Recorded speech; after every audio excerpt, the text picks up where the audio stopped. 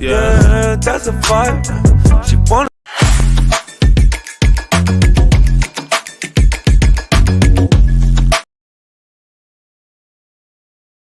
Yeah.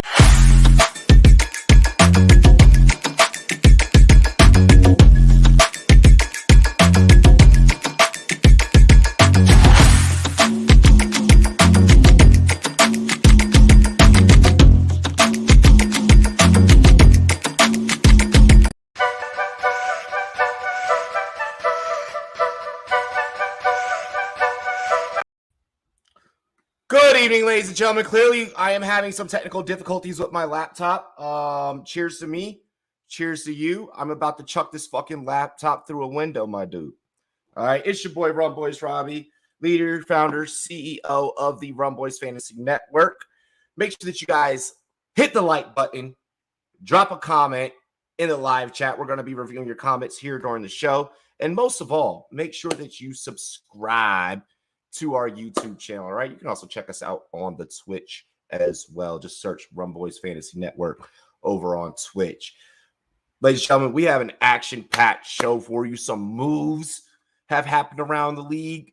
Some veterans have said some crazy, outlandish shit recently. We got SFB coming up. We got SFB. You know, she'll be coming around the mountain when she comes. She'll be coming around the mountain when she comes. SFB will coming around the mountain. It is coming around the mountain. SFB is round the mountain when it comes. So we got some SFB talk that we're going to drop for you guys. Lots and lots of gambling that we're also going to break down as well. So make sure you guys stay tuned in. Hit that like button, subscribe, and also share the motherfucking content. We got to go ahead and make sure that we do pay our bills. Make sure our sponsors continue to sponsor us, okay? Ladies and gentlemen, you see right here? You see the logo? What the? Monkey Knife Fight. MonkeyKnifeFight.com. All right. Also available on iOS and Android. You can download the Monkey Knife Fight app. All right. And whenever you download the Monkey Knife Fight app and utilize promo code Rumboyz, my team and I, we're going to match you on your very first deposit all the way up to $100. All right. So if you want to play with 20, well, I'll match you on that 20. You want to play with 50, I'll match you on that 50. You want to play with a hundo, you deposit a hundo, I'm gonna match you on that hundo, all right? And then also Monkey Knife Fight's gonna also hook you up with a $5 free play as well, so you can start getting that bankroll really rolling. What? So make sure y'all get on over there to monkeyknifefight.com. Yes, that was a Limp Bizkit reference, showing my age early in the show. Also, feel free to download the Stacks app. I believe like the Stacks logo is behind me. What the? You see it? Y'all see the Stacks logo. Stacks app, stacksapp.io, available on iOS and Android. You guys can just Google stacksapp.io and then boom, just hit the link, hit get app, and you can download the app. Ask ask some of your favorite fantasy analysts, fantasy football questions, get gambling advice. Think of it like a Discord, okay? Except through video, all right? So you guys can hit us up. We're going to be answering questions, Rumboyz NFL AM, when the season kicks off. It's the last month of no like real sports aside from MLB. So make sure that you guys get on over to the Stacks app before fantasy football season. And then finally, most importantly, some of y'all have played Madden before, right? You played Madden franchise mode. Some of you have even asked, man, like that offensive lineman getting a touchdown really screwed me over in fantasy football. I wish there was a way I could get points for that. I could receive the fruits of those hardworking football players' labor on my fantasy football team. Well, now you can. All22.com, okay? Go to all22.com, sign up for an All22 account, utilize promo code Rumboyz like you see at the bottom of the screen, and we're going to put you in a league, and you can join leagues as well, as many leagues as you want with your All22 subscription powered by Pro Football Focus whenever you utilize promo code Rumboyz. And All22 is like your Madden franchise mode, except with fantasy football. We're still going to be drafting QBs, receivers, tight ends, running backs, all that good stuff. All right. But now you're also going to be drafting offensive linemen and getting points for the pancakes that they throwing out there. All right. You're going to be getting when Johnny Heckler Hecker put someone in the coffin corner, you're going to be getting points for punters as well. You're going to be getting points when Micah Parsons is coming across the freaking middle and clean somebody's clock. All right? All 22, the brand new All 22 fantasy football experience for each and every one of you. Get on out there. All 22 powered by PFF. Rumboyz are showing them a lot of love. Utilize promo code Rumboyz. Let's get this show started, ladies and gentlemen. First up, step it up to the mic. Drop it like it's hot. Drop it like it's hot. It's your boy, Drop the Mic FF. What's good, bro? What's up? You said that Limp Bizkit is showing your age. Well, I'm just going to continue it. Rolling, rolling, rolling, rolling, rolling, rolling. Oh, wow. Let's go. Yeah. You went really old. Let's go. Ladies and gentlemen, hang on. Let's make sure my mouse is working for me. Ladies and gentlemen, next up, he is the patron saint of fantasy football. Give it up for Saint Pat FF. I was asked today at my job what my best trait was, and I told them I'm a fucking rum boy. Let's go. Yes. Hell yes. That is one damn good trait to have. Ladies and gentlemen, last but certainly not least, it's your boy FFB Raj. Y'all are fucking old, man. Holy shit. Fuck you. Am I wrong? I'm old enough to be your father, you jackass. That is true. Raj, have you discovered Metallica by watching Stranger Things? You know what? I haven't watched the latest season. So. No, Yeah. he was the generation that experienced Metallica like in Guitar Hero. Yeah, that's me too, though. Pissed off Shane Wright saying the Canadians are ops for not taking him with the first overall pick in the 2022 NHL draft. I agree. There were 3 mistakes taken ahead of me. Oh, woo. Not good. Let's see. What do we got here? All cap Ivan. Don't say my name. Oh, okay. All right. Well, I already did because your name is on the screen. Scampers, what's good? Had to run the store, grab more gin. Let's go. Raj up on the screen. You guys can get some of those special permissions that Raj has whenever you guys get that Rumboyz Premium. You're definitely gonna want that premium content come fantasy football season, come kickoff. Jamie, what's up, Jamie? Jamie, my man. Post. He saw my Facebook ad for tonight's show. He's like, yo, let me stop up in this damn thing. What's good? He is the newest member of GF2. He just got on. Mike Hicks, y'all be shouting you out. Hey, let's go ahead. Let's set this damn thing off. Let's do what we always do. Cheers to me. Cheers to you, all the Rumboyz and girls. What it do? Dilly. Dilly, boys. Hey, get some. Alrighty. What the fuck? God damn, I'm ready to go. All right. So first things first, we are going to break down probably the biggest news that happened in the NFL this week. I mean, biggest news depending on who you are, right? Baker Mayfield, Baker, Mr. Big Play Maker, okay, or interception maker, depending on which version steps onto the field, is now going to be a Carolina Panther. And the Panthers kind of got away with with this one. First off, who would have ever thought that the Panthers would have had 2 of the first round picks from, 2018 draft? Mm-hmm. Like, just absolutely fucking insane, right? But them having Darnold and Baker. With this trade, a couple of questions are arise. That they get Baker, they snag him for a conditional 5th, I believe. What are our thoughts first from the fantasy football perspective? Okay, how does this affect the Panthers fantasy football wise and Baker fantasy football wise? How does this affect the team from a gambling standpoint and just their overall record? I mean, maybe they win maybe like 2 more games than what they would have not have won if Sam Darnold was starting. Then who wins the QB competition? Is it Shovelface or Bakersfield Amen? All right, Mike, go ahead. So this trade really hurts me to the core. Pat knows it and you know it.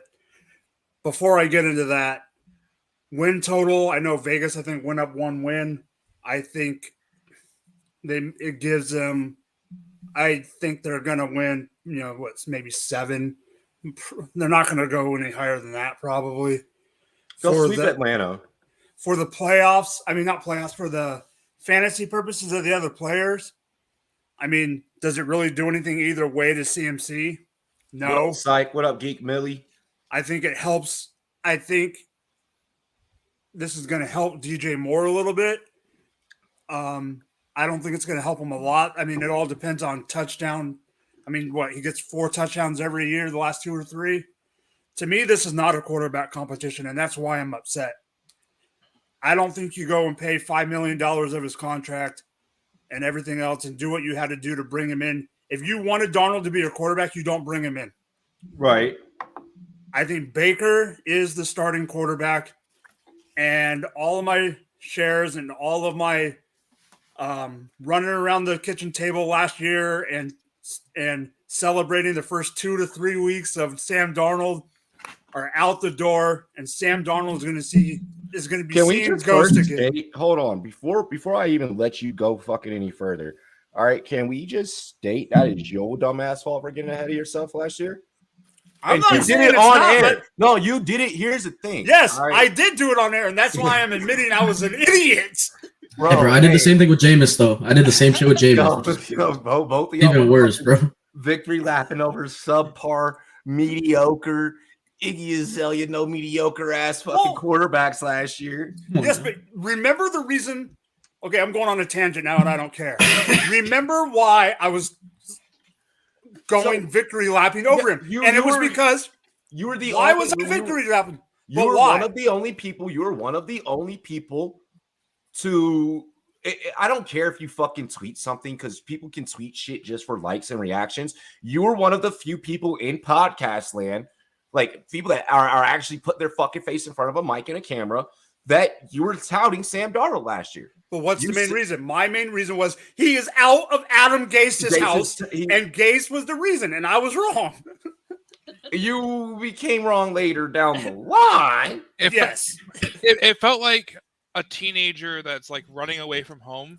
He got away from Adam Gase, and he was like, "Look at me! I'm joyriding. I'm driving around this fancy car, 300 yards a game, not throwing picks yet." The fucker and then you did run get into mono a after fucking all. light post, wraps the car around it. Yep. And is then sitting there waiting for the cops to show up to take his ass to the bench. I love that you use that analogy because he did get mono after all. Like, the fuck are you, 16 years old, bro? Like, well, you got the kissing disease? Like, yeah. Okay, I like your take there, Mike.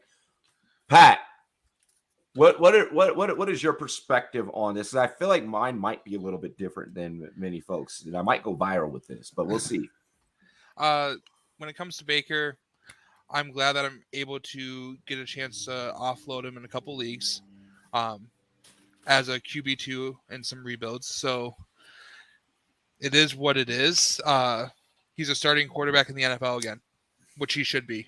He's one of the top 32 quarterbacks in the world and should have a job as a starting quarterback. Yeah. And the reality of Cleveland doing him wrong was real, and now someone finally paid up enough to get. They ain't paid shit. They ain't paid nothing. They ain't give a damn thing, bro. I saw a meme. I saw a meme, and it was like Carolina Panthers. Like, you remember that episode of SpongeBob where he's like, "You want my stuff?" And it's a fucking paper clip in the shoe. I mean, it's not even a 23 pick; it's a 24 pick. Oh, yep, it's literally almost nothing. It's half of his contract that they're paying. It's better than literally just cutting him loose. I wish this deal would have happened a month ago, for Baker's sake, because one more month of throwing to your guys and the initial OTAs would have been great for him, and it puts him kind of behind the ball a little bit going into the season. And we saw what that can do to a quarterback last year with my quarterback Aaron Rodgers. Didn't fucking back in the day when you know what this trade kind of reminds me of in a way. Remember back when the Nets were before they were in Brooklyn, they were in Jersey, and they were New Jersey Nets. Okay. And then motherfuckers traded Kyle Korver for a copier. And then let's fast forward 18 fucking years later, and he's a consultant. He's a coaching consultant. That's what this reminds me of. Yeah. Like the 5th round pick is the copy machine. Baker Mayfield already came into the league with a chip on his shoulder. I feel like all Cleveland did, is enabled this motherfucker to have a bigger cheap chip on his shoulder than the Doritos factory allows. So I think that there's something interesting that can happen here. There's a reality that he's the second best quarterback in that division. He's already the second best quarterback in that fucking division. And that's just a matter of how high you think of Winston. You got Mariota, Winston, and I mean Brady's obviously first, but it's Mariota and Winston. Like and the backups in that division ain't shit. Period. So I have something to add if Raj doesn't say it. Well, let's see what Raj says. Okay. I like what Jamie said in the comments. Basically, did a lot of that today. I flipped him and DJ Moore for like Pickett and Pickens and a first and a second or something like that. I love that trade. That is fucking beautiful. Holy. That's not just me being a homer. I don't know if I like that trade per se, but I could see it paying off. I definitely like it. But yeah, so Baker to the Panthers. If we're just looking at it from the team standpoint, I think obviously we haven't seen a healthy Baker Mayfield in almost 2 years now, right? I mean, like he just hasn't played injured basically all last year. PJ Walker's fit with burgers. But for real. So I think we see, obviously an uptick in his stats, but it's not going to be as good as his 2020 season where he threw almost 30 touchdowns, less than 10 picks, almost 4,000 yards. I feel like it's going to be a slight regression to that. Maybe closer to like his rookie season where his interception percentage was higher. So, and the reason I say that is despite him being healthy, it is still overall a much worse roster than he had with Cleveland, right? I mean, you had a top running back, overall solid receiving core, one of the best defenses in the NFL, and probably like a top 3 O-line in the NFL as well. So I feel like just based on the talent around him, he's not going to have as good of a season as people are expecting him to. But it's going to be much better than we saw from last year, obviously due to the injury. The Panthers are they were last year. They were last year, and they will be this year. Much worse than the Browns. Although I don't necessarily disagree, but they do have a well-rounded roster. Like they're not. Are they worse? Terrible. How much worse are they the Browns if Deshaun sits out the whole year? Are they horribly worse if Deshaun sits out? I think they're pretty even. Yeah, they're pretty even. They still win at least 6 or 7. They still win 6 or 7 games without. Yeah. So what I'm saying is that's the same to me. I see Carolina winning 6 or 7. I think Baker would have gotten them to 9. I don't think that Baker gets them to 9. I think that Carolina can win. I had Carolina win at 5 before this. I think that now they win. They could come away with 7. I think they split. I was saying Cleveland with Baker. I apologize. Yeah, I wasn't saying Carolina gets 9. No, Carolina doesn't get 9. Oh no, Cleveland with Baker could have very easily gotten 9 or 10. Cleveland with Baker could have very easily gotten 9, 10, maybe even 11. Like they could. I mean, they had 11 wins the last time he was healthy. So exactly, and that's what I'm saying. So here's where I'll go to go. I'm a fan of. First off, Baker still having a starting motherfucking job. The kid deserves a starting job. All right. Agreed. I'm not going to sit here and people are like, oh, well, like that first year's rookie year, bro, he came in halfway through the season. And they were like, please unlock the fucking beer fridges for us. And then broke their playoff drought. Cleveland, you did this man dirty. While the roster is maybe not as prestigious as what Cleveland had, prestigious is a little bit of a fucking strong word in Cleveland in the same sentence. It's just, I think I almost threw up. But that aside, maybe the roster may not be the same, but a pissed off Baker is that's the best version. That's the Baker that I want. That's the Baker that what did he do? 23-8 touchdown interception ratio that second season, and then the season after that it went up to 13 interceptions. Like I will take those fucking numbers. I was willing for Washington to try and make a play for this kid before we went with Wentz. The same argument that I made about Wentz being mediocre enough just to get Washington over the hump I don't think that Carolina is a wild card team by any chances. Okay, wait, question. Sorry, question. When the Wentz trade was made, would you have paid the same price for Baker? Yes or no? Probably, yeah. Yeah, the 2 seconds? I mean, he's still a first round because of him being a first round pick, him having NFL experience. I'm basically getting the same fucking guy. The only difference is Wentz likes to use his wheels. Okay. You know, that's really the only difference. I mean, Wentz is still going to hyper target and hyper focus on one receiver because he doesn't have an ADD bone in his fucking body. So the ability to pay attention to two things more at one time just isn't within his fucking wheelhouse. So here's the other thing I wanted to say before Rod. I wanted to see if Rod brought it up. There's another reason I don't think that this is a competition. Remember who plays week 1? Baker against the Browns, week 1. And that's what I was about to get into. So that's where I was about to get into. All right. We are Rumboyz. We are going in to week 1. Okay. And we don't normally do this, but we're doing this right now. We are going into week 1 and we are picking Carolina. No ifs, ands, buts, or about it. That bet should have already been in. Yeah, you need to go and you need to lock that in. That we are taking Carolina week 1.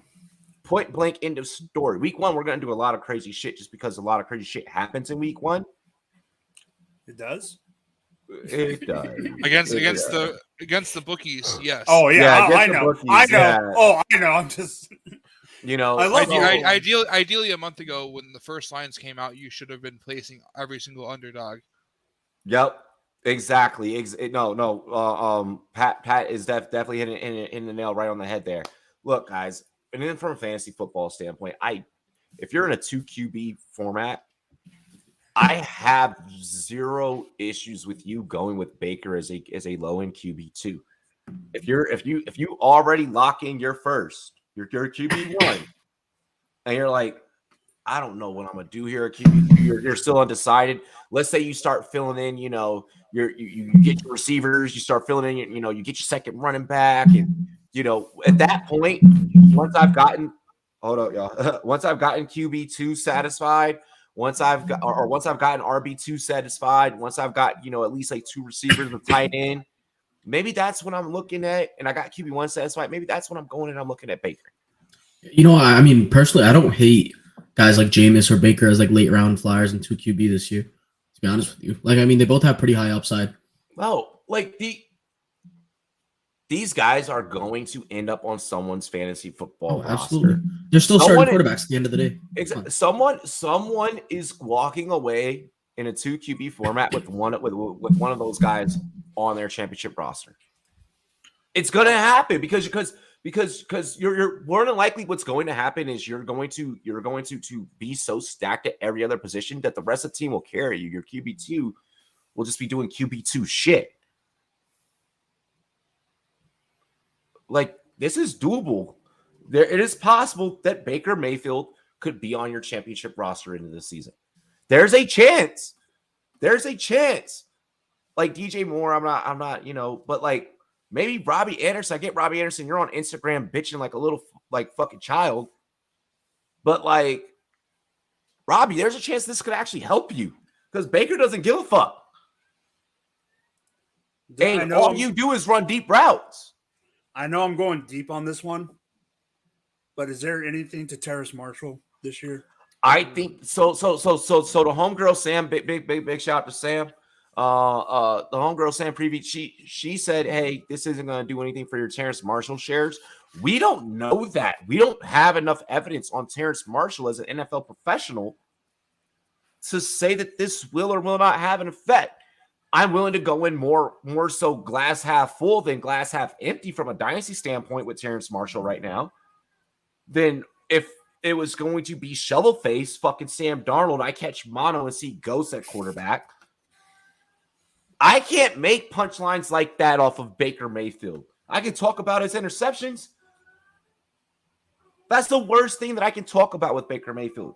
I have punchlines for days about Sam Darnold. Sam Darnold is a fucking joke, bro.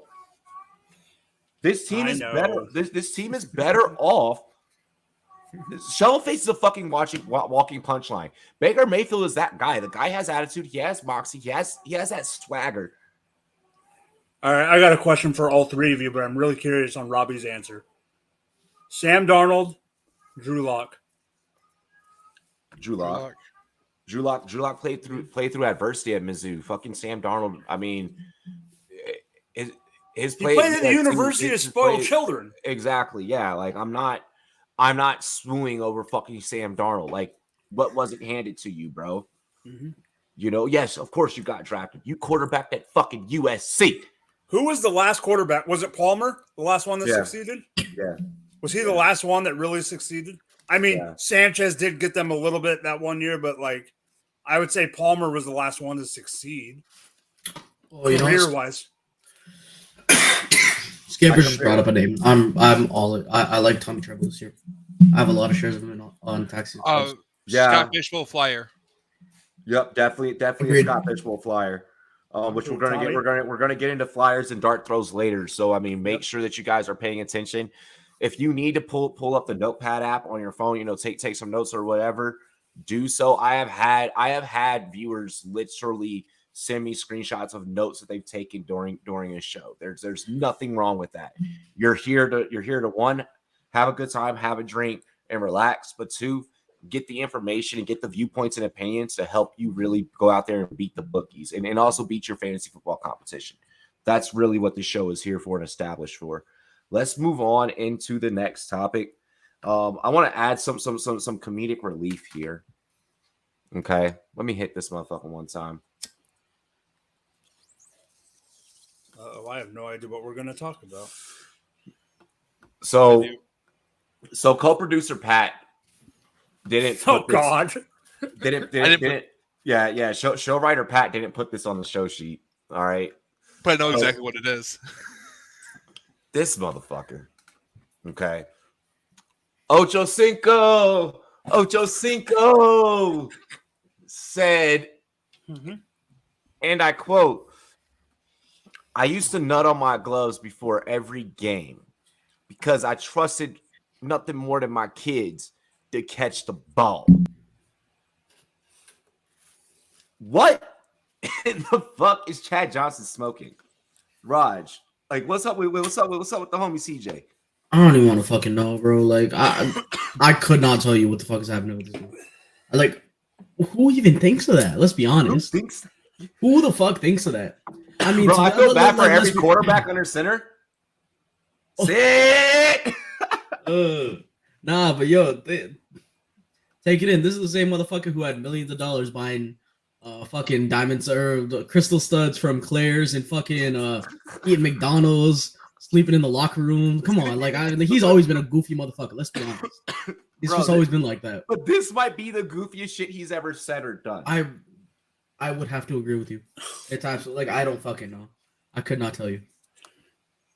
Yeah. Yo, I love Jamie. Yo, Robbie, let me hit that. Yo, Jamie, when you come to visit Rumboyz Studios, I got something for you. I actually got some of my own shit. This is some shit that came out of our grow. Shout out to my homies, to my homie Adam, and his bro. We're trying to get our own strain into retail. So hopefully Kanashi will be coming to a local dispensary near you by 2023. But yeah, continue, Raj. I ain't got shit else to say. He's just a weird motherfucker. Let's be honest. I love this. I love this. I just don't even. That's fucked. Good thing Ocho Cinco didn't play for the Bears against every snap. Oh God, Pat. Oh, Craig. I do that before every live stream. Yeah. Oh no, Pat. Oh no. I guess I nutted on my hands before this show so that I could make sure I carried this motherfucker. Ah! He said pass. Mike. Pass? I pass. Oh no. I mean, it's Ocho Cinco. What do you? I mean, he's just gonna say shit to say shit. Hi, Pat. Hi. He's just gonna say crap, and I think it's hilarious. I'm glad I'm not a DB who freaking shook his hand after a game, or or helped him up or anything like that. You know, How many asses did he smack, and now they have jizz on their butt cheeks? Fucking Champ Bailey sitting at home Bailey's somewhere like hearing Riley that. Reid over there. Yeah, fucking Darrell Revis is like, you sick fuck. Like, no, Talk about a money here's shot. Here, oh my god. Here's what I'll say about this. All right, and this All has over less the to tight do- end. God damn it. Here's what I'll say about this.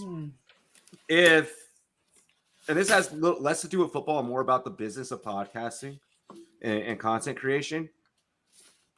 Already they have a leg up, okay, over at I Am Athlete, because they're all former NFL players. So you're going to want to hear their perspective more than common ass motherfuckers like us. Okay. Not saying that we're common because we've been in this industry since 2018 and we've been running strong and doing our damn thing. But with that being said and with that being stated, they already have a leg up. But when it comes to content creation, an everyday motherfucker like any of us can pass you up in a blink of an eye. It takes you saying one thing. It takes a fan clipping one piece of your show and reposting it, and then that getting multiple shares. It takes one thing for you to go viral. This is sustainability and content creation at its finest. What wild shit can I say to make you think to yourself, I need to go subscribe to that YouTube channel. I need to go check them out on Spotify. I need to go, whatever, because I want to hear what other crazy shit's going to come out of their mouths. I mean, let's face it. This dude has chilled with the like, and you learn. And I feel like when you're in that upper echelon of content creator, and when you're, these guys played football. They don't know shit about making content realistically. I mean, the younger generation, yes. So when they do, get around guys like the Paul brothers and what's the TikTok dude, the Tabby dude, or they get around these social media influencers. I'm sure that behind the scenes they're asking them, yo, how do you stay sustainable? How are you getting views? What are you doing? I'm not saying that everything has to be outlandish, but yo, he played the role of content creator. Create a shock and all value moment and create a viral moment and make people share it. So honestly, like, all jokes aside, that's one of the things I kind of want to shout out with it. Like, do I really believe that Ocho Cinco did this before every game? Fuck no. Okay. But to say it on air, you made you have us talking about it and bringing it up. So look, people may hate when people do things for likes or whatever, but it's a social media hack. And yo, shout out to him for learning how to break the internet. Yo, J Love, what's good? What's going on? I was chilling at the crib and Raj told me to hop on and I had the link, so I'm here.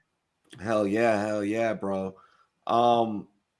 We're about to get into the next topic, but before we do, your thoughts on I guess a recent viral statement by Ocho Cinco on I Am Athlete. Like, obviously it's a pause moment, but it's like, I actually didn't hear it. So he had stated that before every game, and I think he more so just did this to get the likes and get the views, because their show is also an audio show.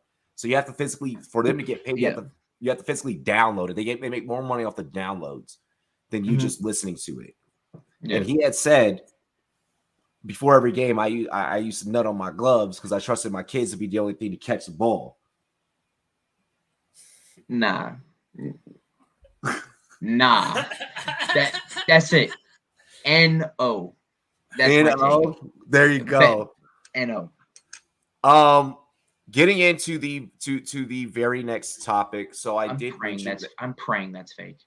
I do believe that it is, but when you're on a show like theirs, like, but it's also Ocho Cinco, so like he's crazy enough to actually do something like that at least once. There's probably one. At least once. He's like, grip boost. Joked about it in the locker room. Like, that man had one. How'd that you man had catch one that bad ball? game, and he said, "Time to go to my reserves." That's crazy. Oh my gosh. Let's dive right into the next topic. Because we're actually making great time right now. We're gonna talk Scott Fishbowl. All right, we're gonna talk SFB. Shout out the draft. 104s. Yep, fours. We're gonna talk SFB advice right now. All right.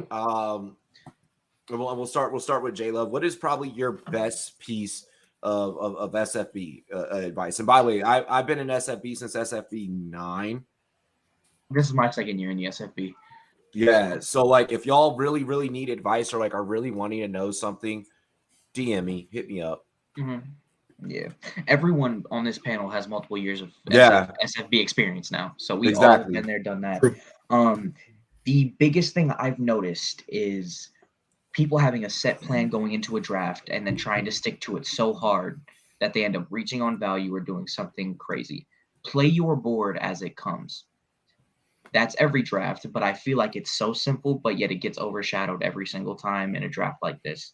For me, I'm drafting at the 104 this year. I have a set plan of who I want to go with at the 104 right now. That being said, if one of the top 2 quarterbacks, whether it be Justin Herbert or Josh Allen, falls, I'm going Justin Herbert or Josh Allen. So you're playing the ABC method. If Right. if option A gets taken, I have B, then I have C. Exactly, and it's so simple, but it's something that I feel like it just gets overshadowed when it comes to drafts like this. It's so blown up that you're like, okay, I want to go in and I want to do this, this, and this, and I want to come out with this, my team looking like this. But even if it doesn't, just play the board as it comes. And sometimes you get great value. Sometimes you're like, dang, I missed here. But at some point, you have to adjust. I love that. My advice is going to be different than any episode, so I'm excited when it's my turn. Raj, what you got? Yeah, I mean, I was about to say most of the same thing. Like, you can do as many mock drafts you want, like plan as much as you want, whatever. Make your rankings, but honestly, once the real thing comes, a lot of that shit gets thrown out the window. I won't lie to you, because honestly, like there is no real strategy. Like, you can have a guideline, you can have, like Jordan was saying, I got this guy A, B, C. I got 1, 2, 3, fucking Michael Jackson type shit, whatever. But yeah, like I have these types of people who I want at this spot, this list of people, and I follow some sort of strategy. But at the end of the day, you could go in, want to be a 0 RB, and then end up with like 3 running backs, because that's just how Scott Fishbowl works. Each and every single draft is going to be completely different. Like, for example, last year I got Najee Harris at the 309 while he was going at the end of the first in some other drafts. You know what I mean? So it's like, just you'll be completely surprised by what happens. Mm-hmm. But you know what? Do some research on later on, guys. We're gonna be talking about that later. We're gonna be talking about some flyers for the SFP. God damn, Robbie, you need an inhaler, bro? Holy fuck. That weed is good. I can tell. But no, do some research on some later on, guys. My weed's louder than yours. Oh wait, no, you got BC Bud. Never mind. I got BC Bud. Yeah, shut up. Yeah. No, but for so look at the later on, guys. High value later on positions like tight end, receiver. Grab your QBs early, because fucking Lord knows QBs don't last in SFB drafts. You can fucking all 32 QBs can be gone in like this. Like, it really can just happen. So focus on grabbing a QB, because fucking you're gonna need one. I got fucked up by that by doing that last year. And then pay attention to the late rounds, bully tight end strat. Top 5? Come on, Jamie, top 5? Ooh. Come on, bro. Hell no. Top 5 is bold, but grab top 5 is insanely bold. That's a bold take. I don't even know if I have him as an RB1, bro. God damn. Look, bro, at ADP though, it's a steal at his ADP right now. At his ADP, I don't disagree. I don't think I could even say that for likes and views, bro. I don't think I could. I couldn't either, and I'm the biggest ETN truther on planet Earth. I've heard, and I couldn't say. Here's what I'll say. I've heard multiple people say it. His ceiling, top. I'll give him RB8. RB8. Okay. I mean, at least Frank is fucking tough, bro. Like, he could also just be done. It is, but he's gotten what? 18 months off of it. Yeah, so he's got. Has it been that long now? It's been 18 months. It'll be 18 months when by season come or something like that. Because he got hurt. He got hurt in right at the beginning of June of last year or June something last like that. But by the time it'll be 15 months. Did people draft? It'll be 15 months when season come. What? No one. No, or he was, I don't believe so. The injury was before Scott Fish last year. Right. The injury was I in, think June. so. So we're looking at The like injury was in June. We'll be looking at Yeah. Akers and Dobbins were drafted, but I don't think ETN. Akers and Dobbins were definitely drafted. Yeah. Gus And Edwards Gus. even was drafted. Yeah. Yeah. Yeah, which is tough, man. But yeah. Shit, man. Just take it how it comes. That's basically all you can do with SOP. Okay. Pat. All right. My best advice for everyone, especially, I think it's going to come down to what site you're playing on. If you're not familiar with MFL, take the time to look through it, see what you can do. Yes. Absolutely. Your best friend, if you're used to a traditional draft board, is going into opening up a sleeper mock draft and placing your picks as they come from your board, one at a time. Then what you're doing is you're getting two different sources of recent ADP and rankings. That way you're not missing a guy just because on one site they're lower down in your tiers. Mm-hmm. So take that time and look at the board. Look what your league mates are doing. You're drafting with 11 randoms, some industry professionals. Do not think for your fucking league mates. Don't think for your league mates. Yes, continue, Pat. I think I know where you're about to go. I'm living on one of the bookends. I'm an 11. So if I see going into round the 4-5 turn, and I see that my number 12 already has 2 quarterbacks, and I don't see him taking a third quarterback, and I'm waiting on my second, I'm going to take my best first choice, the 4-11, let him make his 2 picks, and then take my QB at 502. I'm going to take the time to make sure that I'm getting the best value I can before my options are limited by someone else coming after me. In that wrap spot, that makes sense. And specifically if you're at a 102. One away at 102. Yeah. 102s, 111s. You might, it's a little bold, but you might be able to get away with it at a 103 or a 110. But also Anything always like have that backup plan. You need to have that plan Absolutely. B. Yeah. Don't do it if there's 31 QBs off the board and the last QB is there, you have to take it. People that don't believe that there is game theory associated with fantasy, you're higher than me.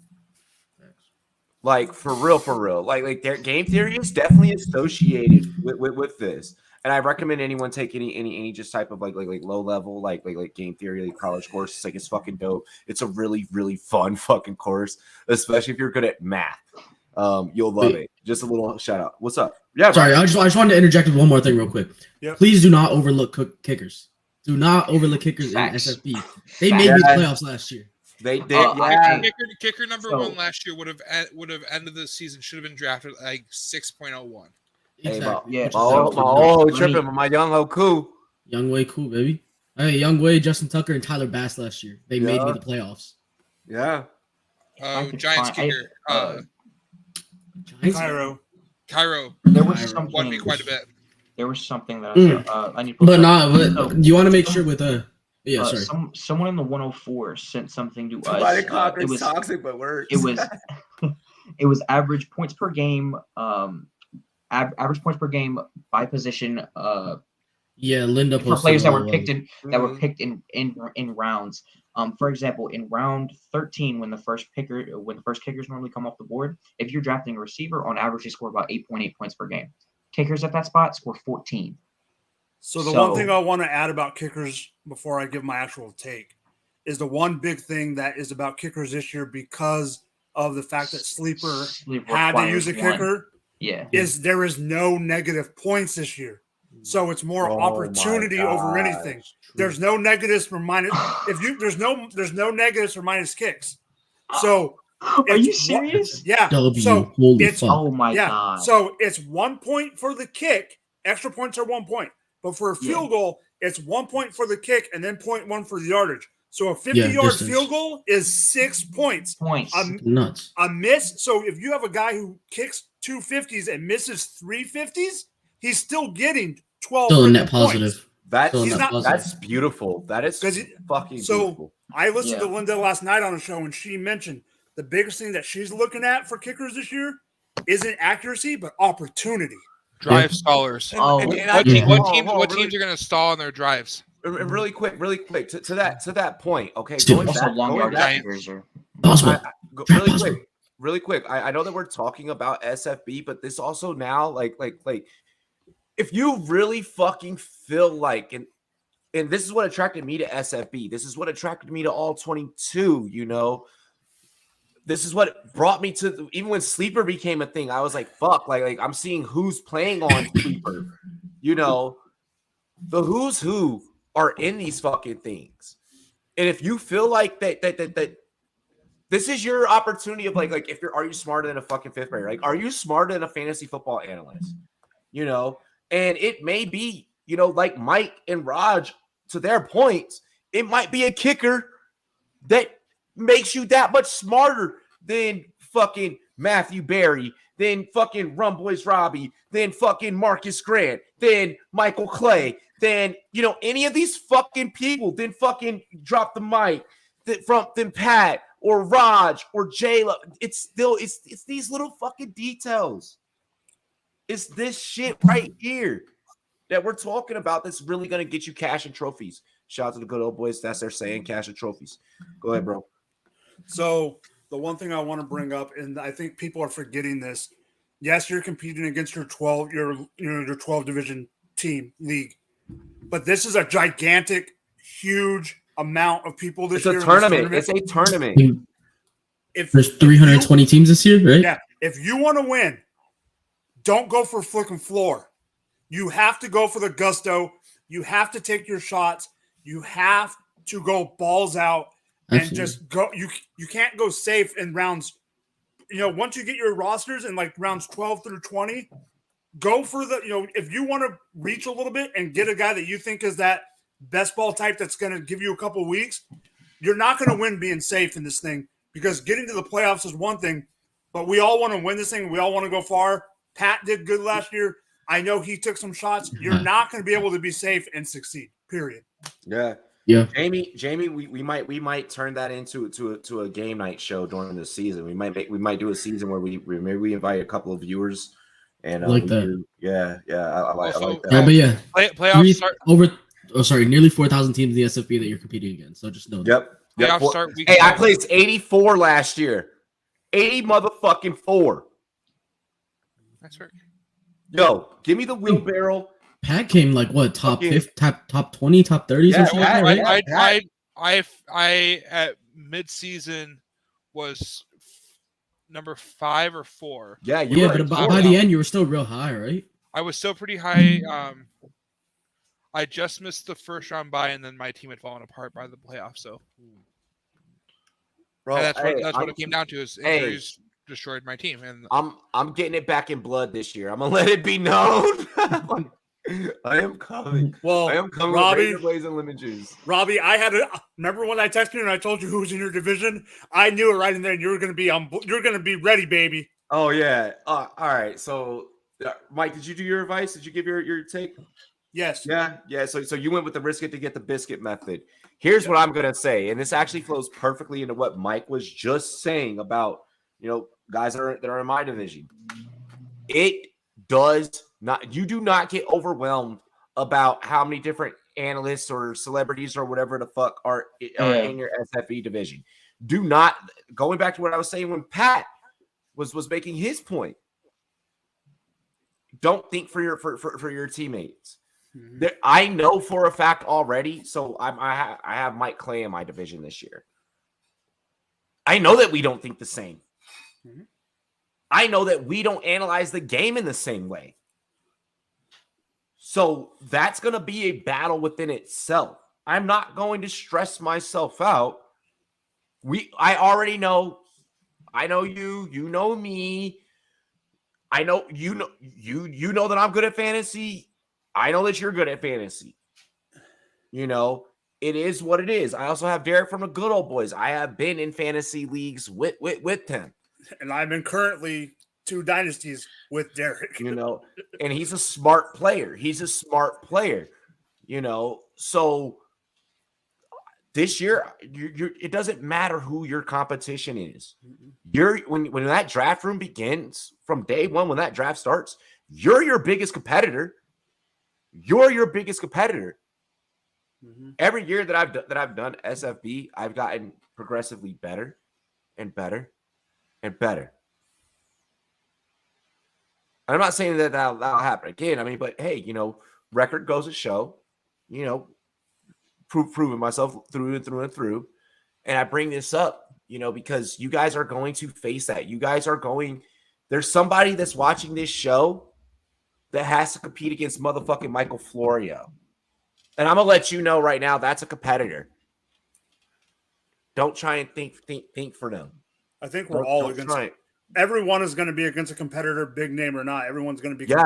Most people in this are competitive. Man, fuck thinking about analysts, dude. Fans win most of the time. Like, look at the leaderboard in my division last year was a teenage girl who had been to the finals the year before, and she wasn't even allowed to have a Twitter.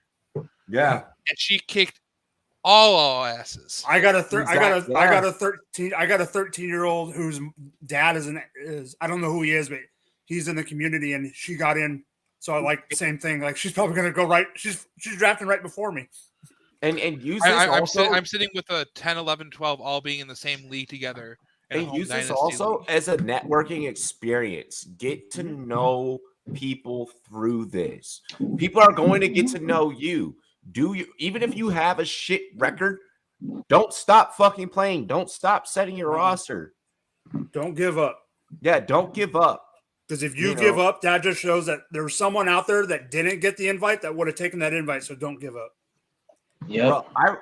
I remember the year that fucking I want to say it was like 2020 or yeah, I want to say maybe 2020. I had accidentally spilled beer on my phone, and that was when the QB started going, right? So I ended up. Wasn't this last year? I think this is last year. No, not last year. No. This was the year before that. The year before that. Yeah. So not last year before that. So yeah, I think like 2020. Yeah. Fucking spilled beer on my phone. My ass missed out on all the quarterbacks. So I ended up with like Justin Herbert, Dwayne Haskins, like a bunch of like fucking like fill-ins, like a bunch of like throwaways like QB. Like QB I pretty much missed out on because it took me like 2 days to get a brand new phone. You know, and I was in the process of moving, and my laptop was fucking packed away, so I couldn't fucking log into a computer. So I missed like the QB rounds. Ended up with Justin Herbert. Justin Herbert ends up getting the start because after week 2, after week 2 because the punctured lung. I ended up being 7-4. My first 4 weeks, I just got annihilated. But then good old Herbert was able to be QB1 for pretty much a whole season, you know, and I was like switching, Dwayne and like shit like that. Like, hey, let me add one more thing to my take real quick. Please pay attention to the scoring in the SFB. There's a lot of scoring things that are huge and very different compared to normal scoring. Like this year, I know that there's a difference in completion percentage. There's a bonus for people above a certain completion percentage. 66.6. Keep an eye on that. Just keep an eye on that. Things like that, like Joe Burrow is going to be based on his track record. Gary's a tough player, Jamie. Yeah. But Joe Burrow, in comparison to normal standard scoring, PPR scoring, everything like that, however you score quarterbacks, is going to be better in the SFB when it's all said and done than he is in normal quarterback scoring. Yeah. Hey, no, very, very, very, very, very true. With that's the first half of the show. On the other side of the show, we are going to be talking more SFB. We're going to be talking about flyers. Okay. All right. So you guys are definitely going to want to pay attention on the second half of the show. We have to take a trip also to Vegas. Talk about the Raiders. All right. And much, much more fantasy football talk. If you guys have questions, make sure you guys are dropping them in the chat during this halftime break. We'll also be able to tackle those towards the end of the show. And yeah, make sure you guys utilize that promo code all22. I think I want to give away a league spot for all 22 because like we're gonna be drafting in 2 weeks for all 22 league, and I gotta get you guys the link to the league anyways. But I think I want to give away an all 22 spot, so we might do that during the second half of the show. Co-producer Mike, what are you thinking? You want to give away an all 22 spot? Let's do it. Okay. I'm in. Yeah, let's do it. I'll talk to you in private chat. Bet. We're gonna get one of you guys a spot in the Rumboyz All 22 League. Here's our music video of the night. This is Roy Dell, Solid Gold Taint, repping Texas, y'all. Dilly dilly.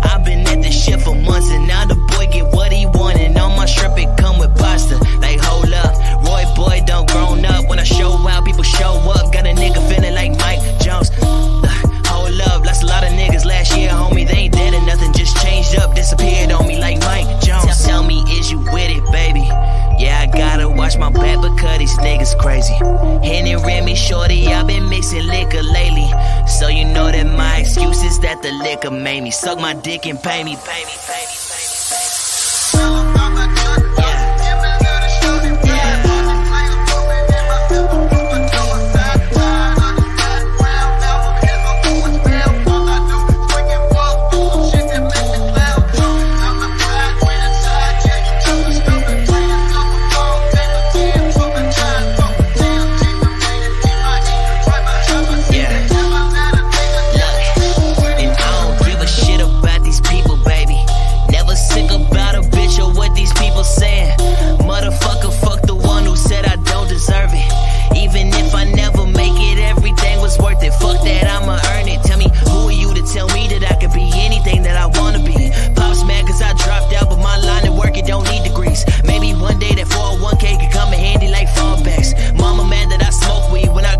She don't call back like, damn.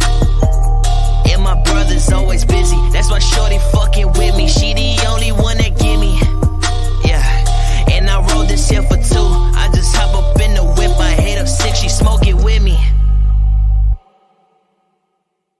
Little bitch.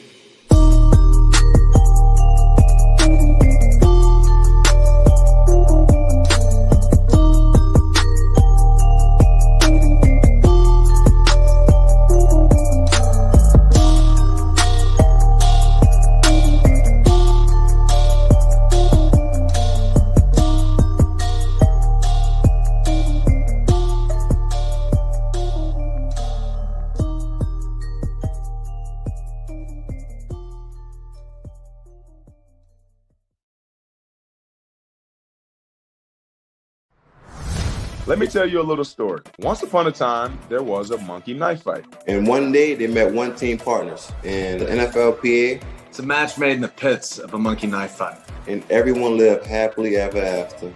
Are you listening? This is big. What is a monkey knife fight? You know, it's thing monkeys, knives, you get it. Fantasy sports is monkey knife fight. And monkey knife fight is fantasy sports. Monkey Knife Fight is daily fantasy. Monkey Knife Fight in the house. I am Monkey Knife Fight. You are Monkey Knife Fight. We are all Monkey Knife Fight. Monkey Knife Fight. You have the NFLPA behind the company. It's exciting for me to be a part of fantasy sports. When I think of fantasy sports, I think of beating all my buddies year in and year out and being able to brag about it. We're not just partners in it. We're owners. And it feels awesome to be an owner. I challenge you to a Monkey Knife Fight. We've been saving you a seat at the table, Monkey Knife Fight. Welcome to the One Team and NFLPA family. Monkey Knife Fight. Welcome to the family, Monkey Knife Fight. Welcome to the game, Monkey Knife Fight. Monkey Knife Fight! I challenge you to a Monkey Knife Fight. Monkey Knife Fight! Monkey Knife Fight, Monkey Knife Fight, Monkey Knife Fight, Monkey Knife.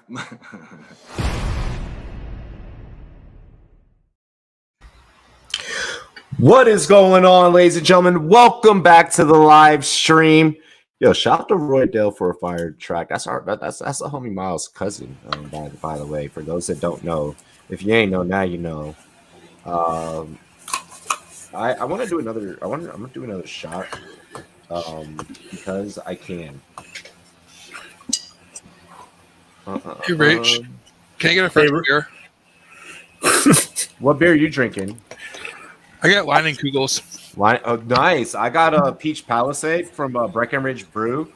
Breckenridge, I know y'all don't really like black people, but it's okay. I'm drinking your shit anyways.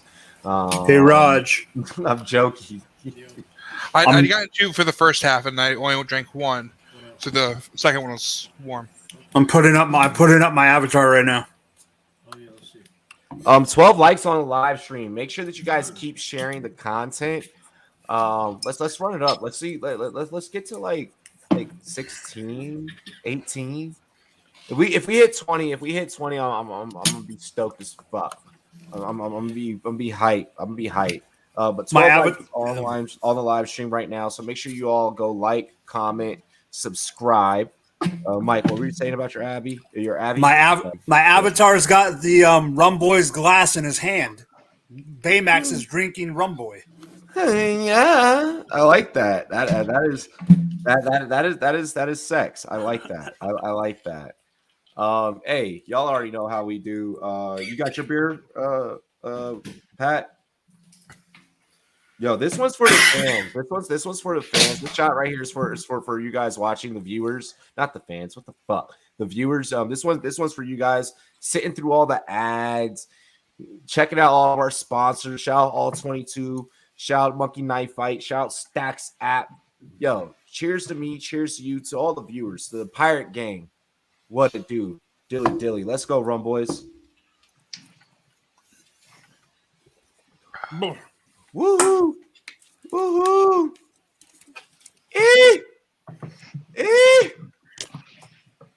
Oh my god! Ow! J-Lo, I'm glad you're here. Rumboyz does not have life Hey insurance. man, Hi Jay. Let's a go. year and 2 months, and I'll be able to do it with y'all. All good. Hey, we got 14 likes. Let's keep this motherfucking pirate ship moving. Let's keep selling these 7 C's, fellas. X marks the spot. It's time to go get that buried treasure. We're talking about late round flyers. Now, obviously, we're gearing this towards SFB. Mm-hmm. If you want to toss in an all 22 take as well, and maybe maybe you want to drop your punter at this moment, or a late lineman or something. Like if you want to get naughty with it, you can just get as sicko as you fucking want with it. All right, late round flyers, SFB, all 22. If you want to even talk redraft, dynasty, whatever the fuck, just make sure you preference it. Drop the mic. Drop it like it's hot. Let's go. So, like I said, you're going to want to, in SFB, you're going to want to go for those shots. One thing I do want to mention really, really quick, another thing I thought of in the break about strategy, don't go after your own handcuffs. Go against everyone else's. So when their running back gets hurt, you screw them over, not yourself. Exactly, yeah. That's just playing chess. Yes. But one guy, I know it's not a sexy pick. Sometimes they don't have to be. There's got. I mean, we got Albert in this stream. Dilly. New England has about 7 wide receivers on their 8, 9 wide receivers on their roster. A floor play is Jacoby Myers. I'm not going there, but every once in a blue moon, Kendrick Bourne can do something for you. The Bourne identity. I love the Bourne identity. Okay, wasn't he like a wide receiver 2 last year? By the end, when all was said and done. Yeah. I know we mentioned. I'm not going to bring his name up. There's a couple tight ends, but one tight end that I love getting later. Give me Gerald Everett on that team with the Chargers. Herbert's going to be throwing the ball. Gerald Everett's now his tight end. Another one, and I can't believe I'm saying this because me, Robbie, and Pat made fun of him all year long at tight end. Give me Evan Stonehand Ingram this year. Mother. As a late flyer. I'm not as a late freaking flyer. I'm going to drop kick you right the Yo, hold up, man. Yeah. Can I co-sign that Everett pick? Last year, oh, yeah. there were plenty of times where Justin Herbert his passes by position was divided evenly between wide receiver, tight end. We don't say Evan Ingram's name on this fucking show. I know. And for all 22, I know I brought him up a couple weeks ago on something. I don't remember what. Hey, Justin. But as a late linebacker who could do something because of a job that was left, I know they have a couple other guys late in the draft. Give me Cody Barton from Seattle. They're going to be on the field a lot. He might end up in a starter spot with Bobby Wagner leaving. And we all know that offense sucks, so they're going to be on the field a hell of a lot of time this year. They are going to be the new Jacksonville Jaguars in the sense that they're on the field 70% of the time. Although, how would you say that? How all 22 grades are kind of processed, that might be a negative for all 22. They're not completely stats based; they're grade based. So the more snaps, PFF, yeah. Yeah, the more snaps, possibly the more detrimental. Pat knows that. He said that PFF hates Josh Allen. There's a vendetta against Josh Allen. Yo, I just gotta shout them boys out, man, because like they have shown us love despite like you know, like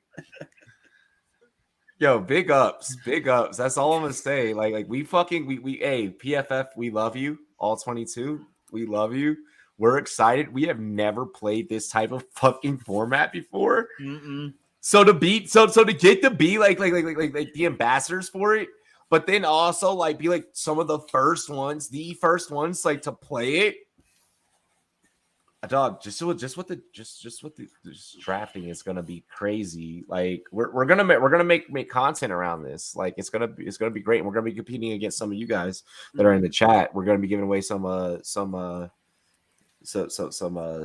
22 spots. You have to have an active all 22 account, fucker. Okay, let's make sure we preface that. Pat, let's see some late dart throws. Give me Kenny Gainwell. Mm-hmm. I think he's gonna for sure see the value where he's gonna even have flex value even without injuries happening ahead of him. And then wow. Before I mess up his name, because I feel like I'm going to. I want to make sure that I didn't say it wrong. Chris Evans for the Bengals. Okay. Is Cincy back up? Bro, I Is love Samaje Chris still Evans. there? Samaje is still there. Early reports is that he's losing that Okay, job that he had last year to Chris Evans. Yeah, I first of all, I love Chris Evans. Great receiver back, Evans. put in a ton of work in college. I was just wondering because I know Samaje was both the pass catching and second back last year. So Hey, I didn't know his situation was. Hey, from someone Third down. that has put on them motherfucking pads. I am more afraid of fucking Chris Evans embarrassing me and breaking my fucking ankles than Samaje. Don't get me wrong, Samaje is shifty. No, but he's not. No, he's not. But I mean, He's not. Look, I'm gonna go pose versus Joe's here, and Samaje, you would wreck the common man, okay? Oh yeah, 100%. All right, but Chris Evans, he's him. I'm gonna just be straight up. I like that call. I love that call. I'll say on a fart throw though, do not draft them with your dart throw picks. OBJ, I'm seeing that name thrown around in a group chat. Stay the fuck away from OBJ. By the time he would even see the field, you're looking at SFB playoffs. If he's lucky, let alone actually good enough to perform. Exactly. Okay. I like that name. I like that name right there. Raj? Israel Adesanya kick Evan Ingram's name out of this. Man, Izzy ain't kicking nothing right now. Cut him some slack. I love Izzy, and he was doing what he neneeded to do. So he did what he needed to do. Also, stop talking and stop doing all this if you're not gonna do anything, bruh. You know how many motherfuckers Izzy just slept? Stop it. Yeah, but now he's going to be going against a guy that slept him. Right, and that ain't happening again. Okay, but I'm putting. I'm gonna put a rack on that shit. Hey, you know what's funny that you say that, Robbie? What? Izzy has the second lowest finish rate out of any champion in the UFC. Yep. This is true. I know. Except for Carla Esparza, who I don't even want to call that a belt right now. I don't even want to call that a belt right now. We're not gonna. Yeah. Yeah. All right, Raj, your late round dart throws. All right. So dart throws. Shoot. One for me is George Pickens. I did this in a mock draft earlier. I got Kenny Pickett and George Pickens in the 13th and 15th rounds, respectively. You're such a fucking homer. That's what I said in the group chat. He did say that in the group chat, but take it in. Take it in. You're the reason why I fucking drink. Robbie. Hey, what's the saying? Robbie, what's the saying? No, that's just capitalism. This is why the rum is gone.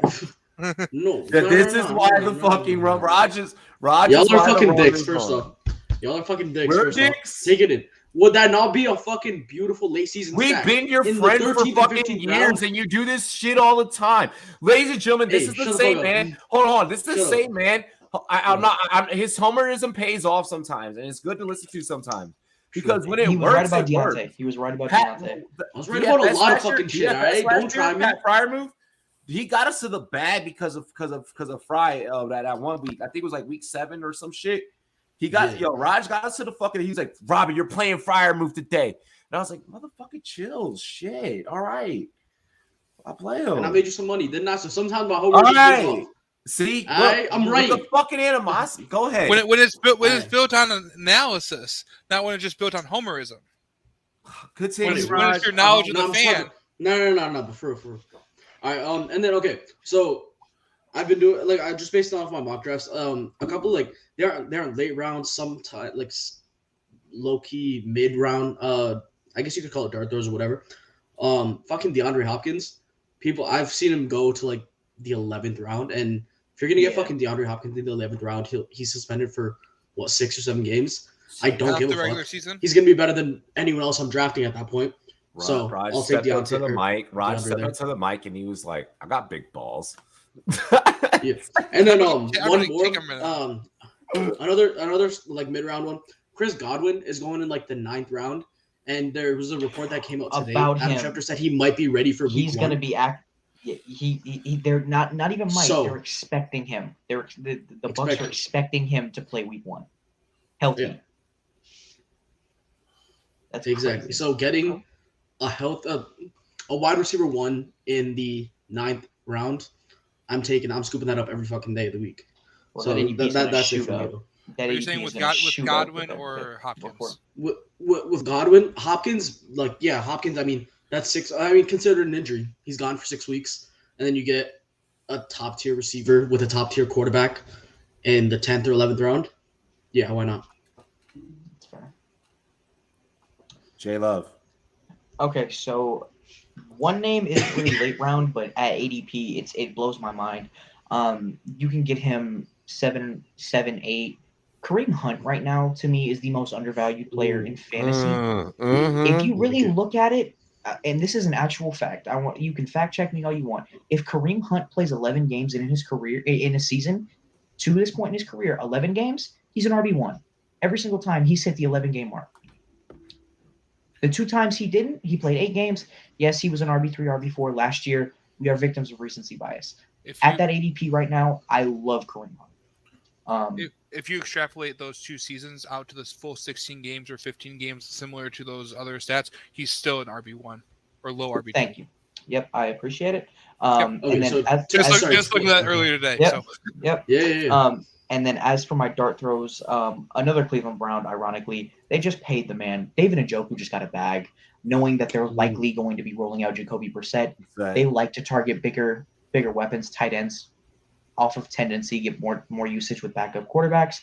He could be in line for a bigger workload with what's his name out. Austin Hooper finally left that offense. And then my last one I'm going to name is Nyheim Hines. He's had a role in that offense for a long time. Also, I know it's a handcuff, but he has a role as a receiving back, knowing that Matt Ryan targets his running backs more often than most other quarterbacks. He's going to have a role in that offense. He's going to spell Jonathan Taylor at times. And God forbid of an injury, he's a handcuff, and he will have a role in that offense. Okay. No, I like it. Oh, yo, someone else at ADP that people have been shouting out is Alvin Kamara. I will say that. I mean, we don't know about he's when he gets suspended or not, but so weird with his range. That's fallen to he's anywhere in like the 2nd to the 5th round, which is absolutely fucked. But if you can get him in like the 4th, 5th round, pending suspension, who knows? In the best mock I've done so far, he went 4.8. Yeah, I mean, and that's an RB1 right through and through. So I mean, shit, I would take that. Yeah. Okay. I'm with the shits. Let's see. Right now we rocking 16 likes. Make sure y'all keep fucking hitting that motherfucker. Keep running up that like button. Hit that thumbs up. Share the content. We get more likes when y'all share the content. All right. Who knows? Who knows who's gonna click? Who knows who's gonna pop in the chat? All right. So yeah, just make sure y'all share the content, show love. For me, late round guys that I'm looking at. I don't want to say he's necessarily going to be a late rounder because of the offense, but like kind of like mid to late. I'm always getting sicky with Gesicki. If Mike Gesicki is available, I'm the person that because I play late tight end. Like I don't draft the top tight ends. Like that's never been my style. I will reach on running backs. I will draft. I'm going to draft a running back in the 1st round. Like we already know. Like that's just me sacrificing a pawn right there. I get 33.3% shot on your 1st round draft pick in fantasy football getting injured. I understand that. I always move pawn right there for fucking a running back. All right. So for me, when I'm playing the late tight end method, I'm always willing to get sicky with Gesicki at any given moment. And in a high-powered offense, it's going to be featuring the fastest man in the world, Tyreek Hill. He's not. We know that Usain Bolt is. Yeah, one of the two. We know that Usain Bolt got that, but no, I said 2 of the fastest, bro. Jalen Waddle got wheels. Oh yeah, and Jalen Waddle. Oh yeah, and Jalen Waddle. Yeah, Jalen Waddle. Did we see Hunter Renfro's tweet this week? What does this motherfucker say? So he asked the question to Twitter: who would win in a race, Usain Bolt or Joey Chestnut? Only catch is they have to eat a hot dog first before the race. Oh, Joey wins. Joey wins. Joey wins. Yeah. He eats the hot dog in 0.5 seconds, and then Usain's there for like 4. Joey's the quizzing master, bro. I think at one hot dog, I think Usain Bolt can beat him. At 3, Joey's got him by 5 seconds. Yeah, Joey's gonna be like, No. You know what though? And motherfucker's like, if he has a glass of water with him. Y'all know the strat, like what the fuck they do? They dip the bun in the water. Depends on if he has water. So I think that's the determining factor, bro. Oh, and did you see him choke slam the protester? Yeah, he fucked up that dude. He wasn't even a protester. Do not call him. He was a whatever troll. The fuck he was. He was a troll. He was a troll. Funny. But no. So yeah, late round. Going back late round Flyers. Oh fuck, dude, Pat, you fuck. I like. I'm sorry. You mentioned Usain Bolt, and I had to bring it up. Yeah. So I'm always gonna get sicky with Gesicki, especially in that offense. I mean, and when you got Brucey back there at quarterback, I mean Tua, then the ball's only going to chuck like 20 yards. So sorry, Gesicki's going to. Did y'all see the thing about? Did y'all see that tweet about Mike Gesicki? It's overplayed narrative. Well, he had tight end 10 potential or whatever. He's on track to be a tight end 10 when Devontae Parker wasn't playing, and he was on track to be tight end 16 when he was. And his whole argument was like, oh, but they replaced Devontae Parker with Tyreek Hill, so Mike Gesicki's going to be shit this year. It's like, that's not how it fucking works, bro. That's not how it works. Come on. That is the best quarterback Tyreek Hill has ever played with. Thank you very much. The most accurate quarterback he's ever played with. Come on, man. But yeah, for all 20 from an all 22 aspect, oh man, that one's tough. I didn't name one either. Do you want to drop one? I forgot about I have one, and this is slightly homerism, but I know PFF actually loves this guy. PFF actually loves this guy. There's two on the Cardinals that I think, if you can get them very late, are very good. Marcus Golden is a PFF darling. Always has a very high PFF rating. He's going to produce. He's going to be the edge one for Arizona this year. So, if you can get him for redraft, of course, because is all 22 dynasty or is it redraft only right now? What's that? I believe it's just redraft. Okay, then yeah. For redraft purposes, yeah. Marcus Golden at 30, he's in a great spot. Also, Jalen Thompson is the unsung hero of that defense right now. He holds that whole secondary together. He makes sure they're not a bottom 5 unit, which they would be without him very easily. And he's also been a very high rated PFF guy the last 2 years. So, sorry, I'll drop a couple as well.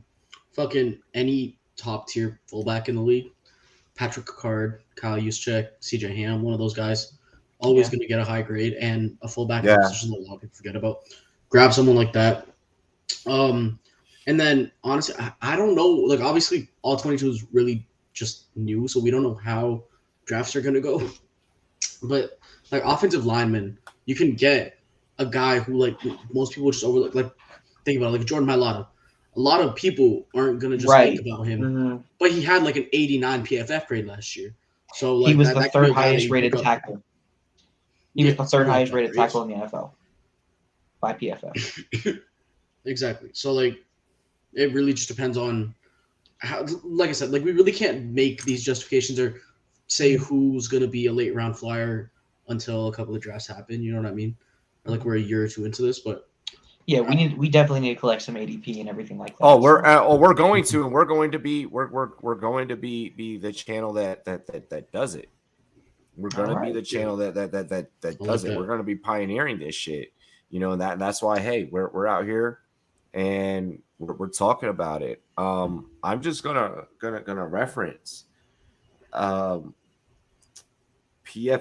at the moment is having a lot of faith in a rookie by the name of Derek Stingley, and if they're willing to put faith in him, I'm willing to say, hey, if you got the data to support it, I'm willing to go out there and, you know, cast a line out there and see what happens. I have a feeling that people are going to go after the big value names and they're going to miss out on, you know, maybe a rookie breakout.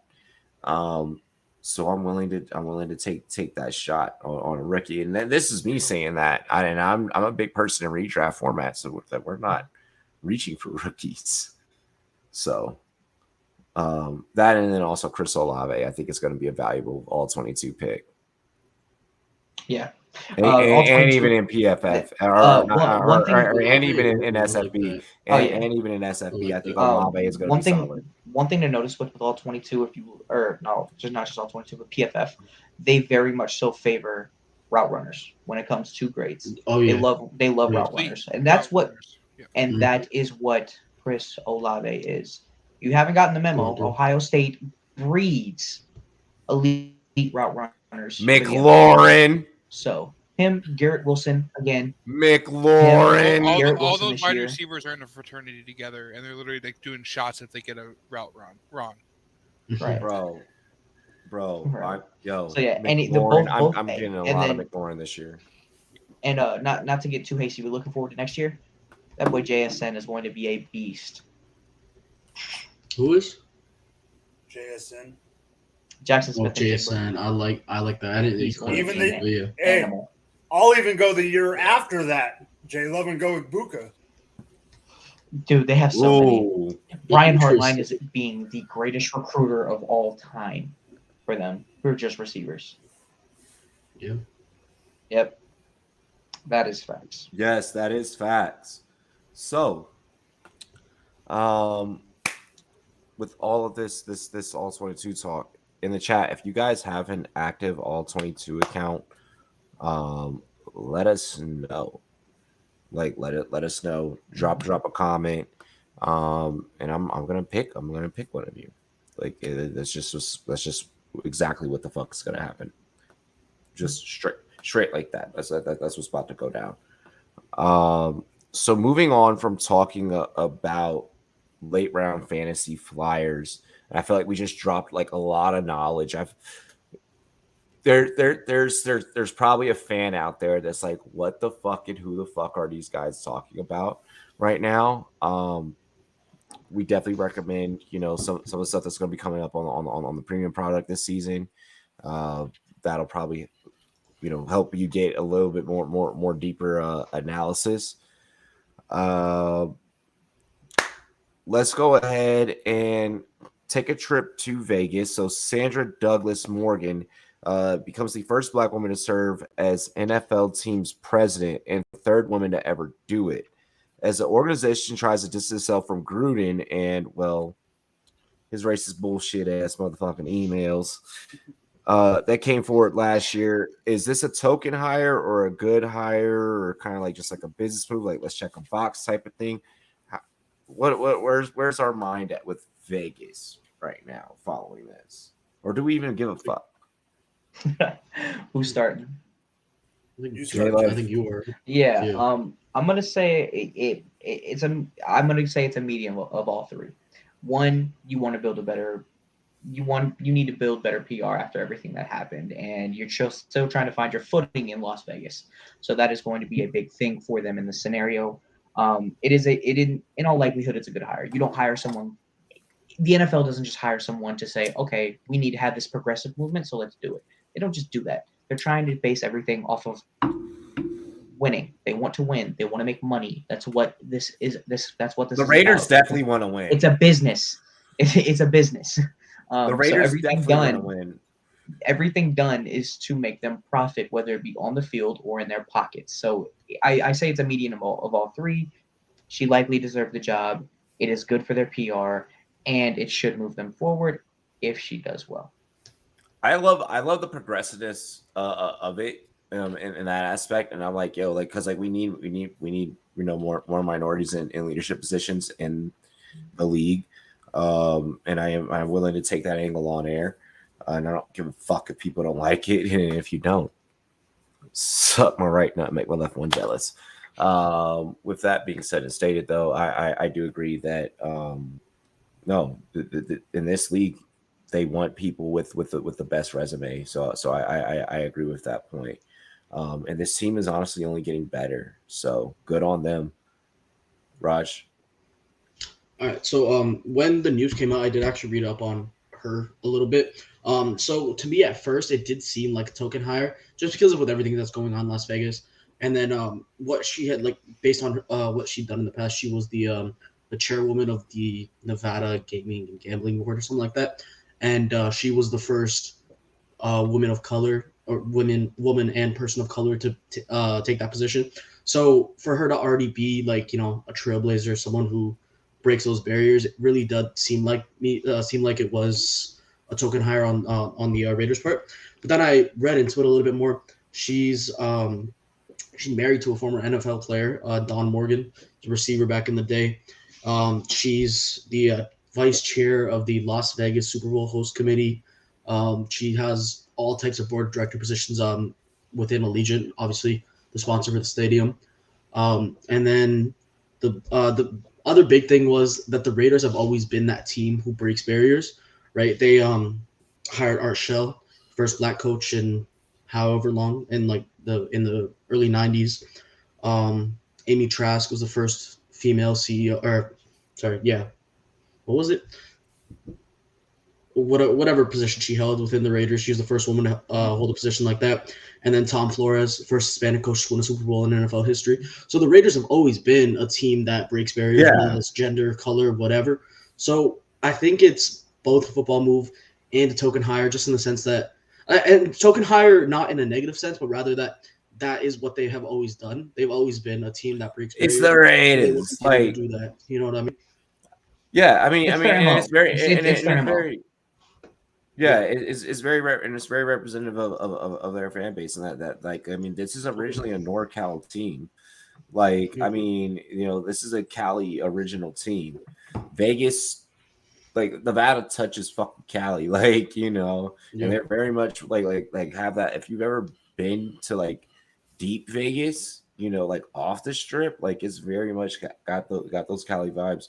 So no, like I see where you're coming from. I see where you're coming from. Pat, you wrote the topic. Let's go.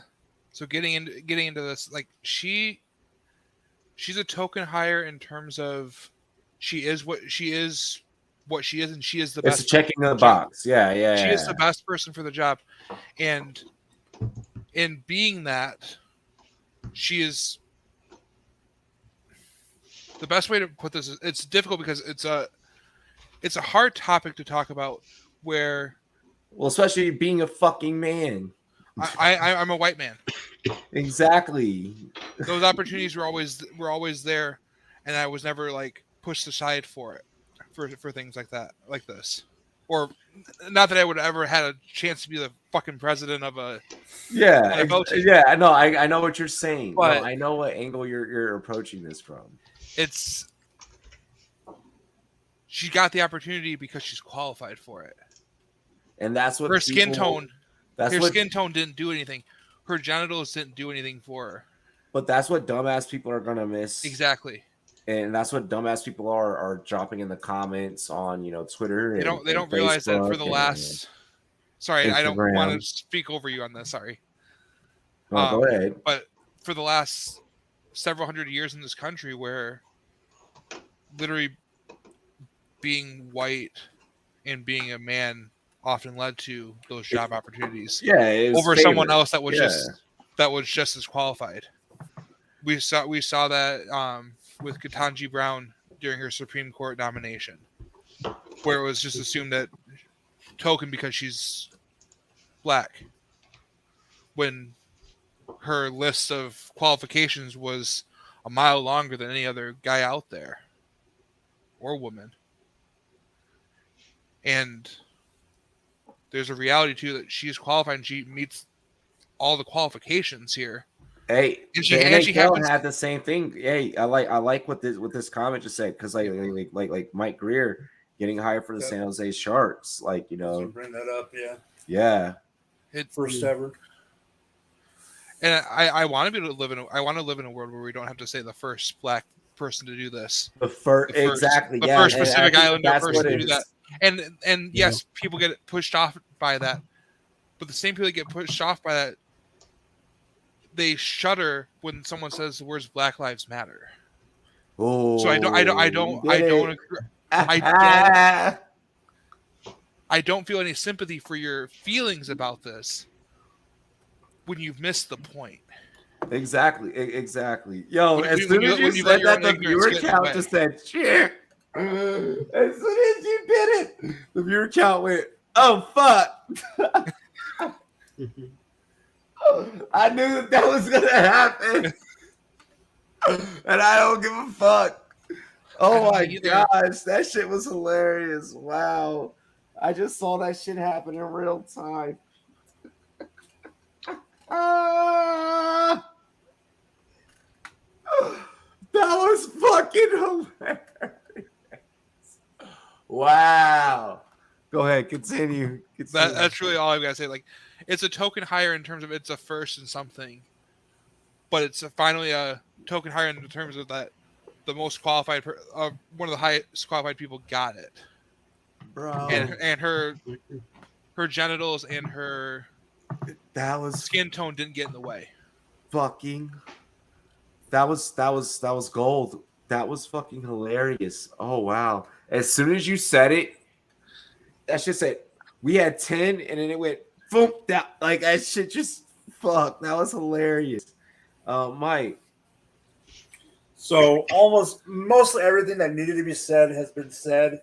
I will add that I do kind of agree with Raj and Pat in the sense of, and I know you brought it up in the fact of the checkbox. I mean, to me, it was also just the fact that with everything that the Raiders have been through, not saying it was expected, but just saying that like they need to do anything they can in the PR department to rectify. Yeah. Okay. I think they do.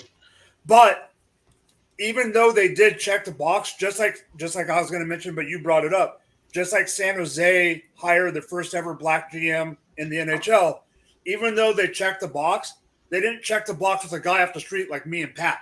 They checked the box with a person that has the accolades to do that job. It's not like they went out and just hired some random African-American female who didn't someone who was the passed job. up. Someone who may have been passed up in the past. Yeah, she deserved. Exactly. Yeah.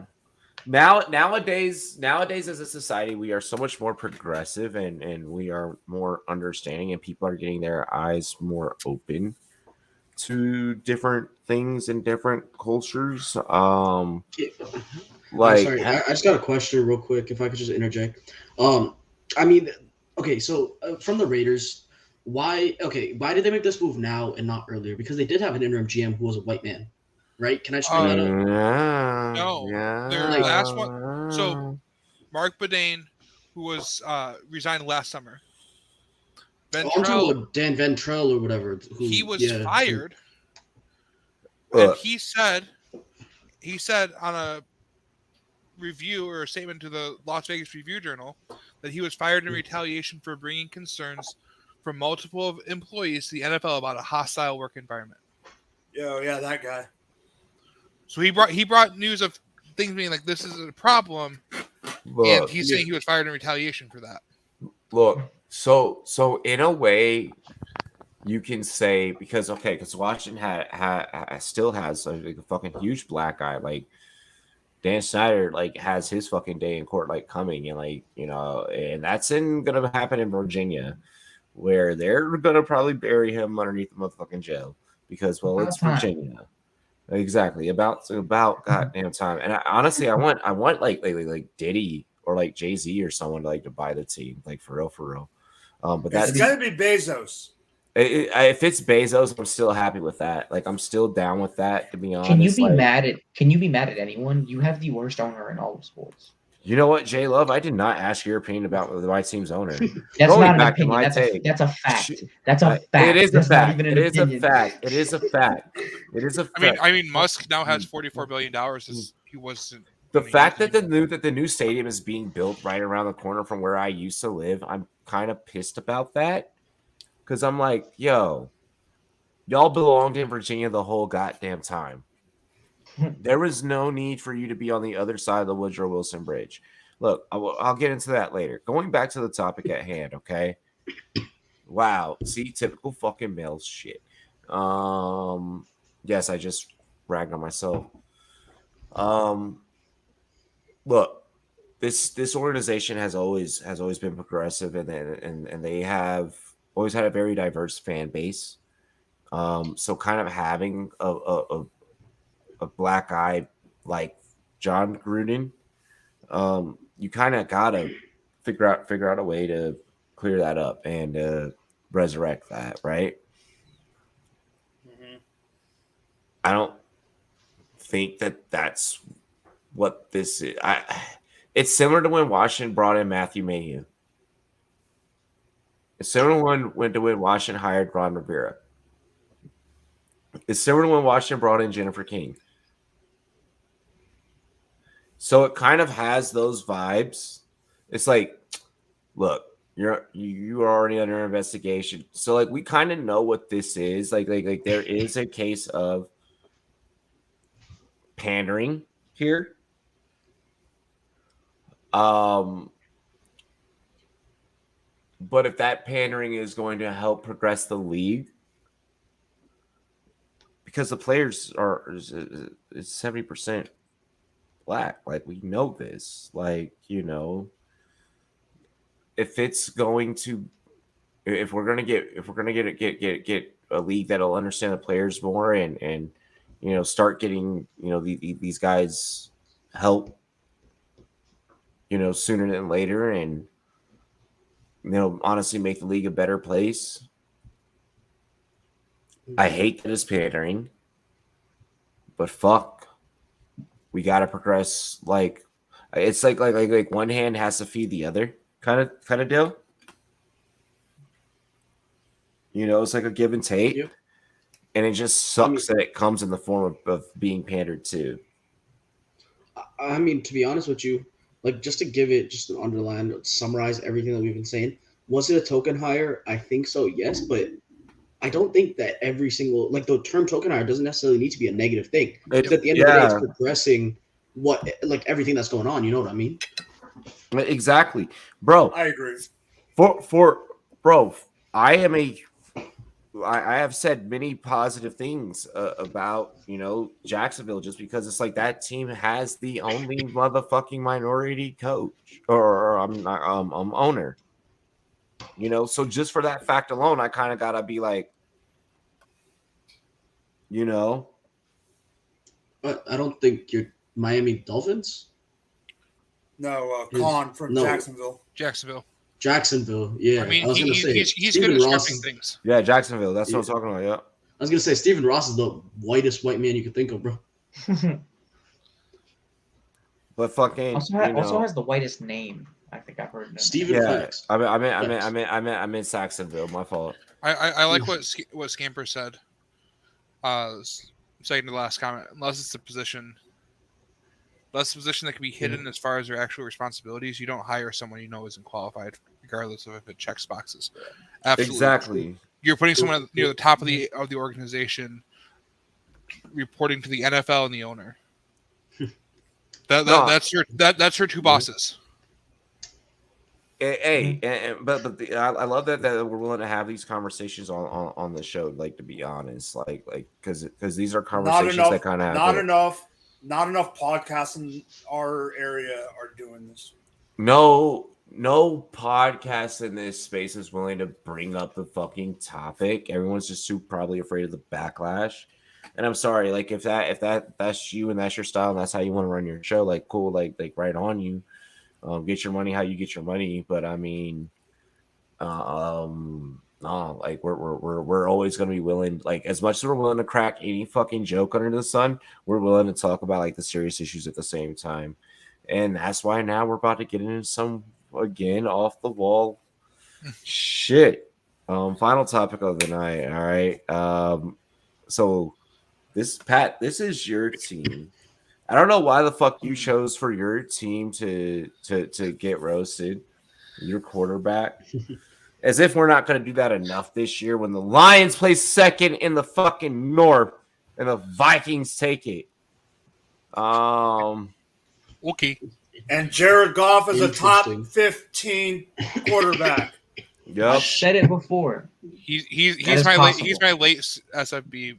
Yeah. I know I'm not getting him playing in a Michigan division. I'm not getting him. Jared Goff. I hate it. You know who's going to take him? Who? Isn't it what's his name in your division? Who is in your division? I'll tell you in the. Just say it out loud. No, just say it out loud. Is it Field in your Don't division? be a bitch. All right. Field? No. Yeah. Don't be a bitch. I thought he was. I have Kyle. Are you talking about Kyle Yates? Yeah, Kyle, not Field. Oh, you have Kyle? Kyle's a Bear fan. Yeah, he's a Bear. Yeah, he's going after Fields. And I played. He lived right next door to me in college. Yeah. And we played IM football together. Really quick, wait, we didn't ask these two fuckers down below. What division are you guys in before we roast Aaron Rodgers? Oh, Charlotte. You're in Charlotte. Who are you playing against? I don't know everyone. I know. Let me pull it up real quick. Who's the big name in your division? His name is. Okay, well, I got also John Helmkamp. Oh, it's Jeff Hasley. Jeff Hasley. Okay, and you got John Cam. Okay. Yeah, I couldn't remember his name off the top of my. I think he's the only other analyst in my division. Raj, what's happening up there in Detroit? Detroit. Hey, baby, we not in Detroit. We in Los Santos. Come on now. Look at that. That's the Abbey right there. Built that shit up last night. But look, biggest person in my division, I think, is probably Evan Bogart. I don't even know if he's not an analyst. I don't think. I think he does something completely separate, but he's verified. He's got like 30,000 followers. Something like I don't know. But he's got a bunch of followers, so that's probably the biggest person in mine. Okay. Yeah. Okay. I gotta duke it out with Mike Clay. Yeah, I have Dynasty Outhouse and I have McNamara from Dynasty Analytics or whatever his site is. Jordan McNamara. Nice. What about you? What about you, Pat? What division are you in, Pat? I'm in the Grand Rapids division for Grand Rapids, Michigan, and I've got Kyle Yates and John Helmkamp. Okay. Which so we're gonna be. My fun thing is gonna be I'm in a Michigan Dynasty League, and the 10, 11, 12 picks are all people from that same Dynasty League. So we're all just sniping each other over and over again. So you know what's funny about North Carolina is I will draft the only analyst that's in my division is Jeff Hasley. Everyone else it's just fans. And then Jamie, thank you. So why we? Yeah, go have fun with that. All of the analysts in North Carolina are in Raleigh. I swear. If you go look at the Raleigh division, there's so many analysts in there. G-Man J's in Raleigh. That's where he lives. Yep. He lives right outside Raleigh. I love Jay. I was hoping I was in his division. I really was. So here's the thing. I would love some friendly banner. This is the first time that I'm not going to be able to predict my biggest opponent's move in the draft room. Everyone else, I've played in a couple of leagues with here and there, or either like so on and so forth. This is going to be this. I'm willing to accept the challenge, right? But this one's going to be interesting because I know that we both know that like what this battle like realistically kind of becomes. Like we both know like what's gonna happen here. So I'm excited. I'm excited. I'm gonna document this shit. I'm gonna hit him up. Is that not what we're doing? Oh, I mean, we document our every fucking move, basically, right. especially in season. But we kind of already are. Exactly. Yeah. All right. So Aaron Rodgers got a new tattoo and has everyone talking. Your initial reaction, thoughts on tattoos in general? I fucking love tattoos. Come on now, like I have tats. But can we pull it up? Would you play in a league with a tattoo for last place punishment? Yes, I fucking would. What's the tattoo? Can I tat it on my ass? All right. Wait, hold up. I got an answer for that shit real quick, bro. Fucking. I am a man. It would really depend on. It would really depend on who the fuck is choosing the. If I'm choosing the tattoo, fuck yeah. Knowing my group of friends, and knowing you fuckers, and my group of friends, it'd be some fucked up shit. Either a dick on my face, a dick somewhere on my body. No, I would never make anyone tat a dick on that. I would never do that. That's the type of tattoo my boys would make. No, but I'd make you tat the Rumboyz logo on you. I'd make you logo right on your nipple. I'd make you get a Ravens tattue. I'd fucking. You're a dick. No, I would not do it. Hell, Miles Garrett on your ass for that, bro. I would. So yes, but I would play in a tattoo league. I would play in a tattoo punishment league. Drink if you would play in a tattoo punishment league. I don't think there I yet, can, man. I'm not there Ask yet. me in a couple weeks. Ask me in a couple weeks. I'm getting my first tattoo in 2 weeks. So I'm getting your first tattoo. Yep. What are you getting? It doesn't hurt. Okay, I'm fucking lying. Where are you getting it? Where are you getting it? Forearm. Forearm? Oh fuck! God, nah, don't talk to. Oh God, come on, no, bro. My first tattoo, this motherfucker, bro. It was on your chest, wasn't it? Yeah, on my chest. Oh, I know that. I know that hurt. 320 pounds. This dude just and heavy-handed as a bitch, bro. I'm like, bro. Hey, I know you were leaking. I know you were leaking.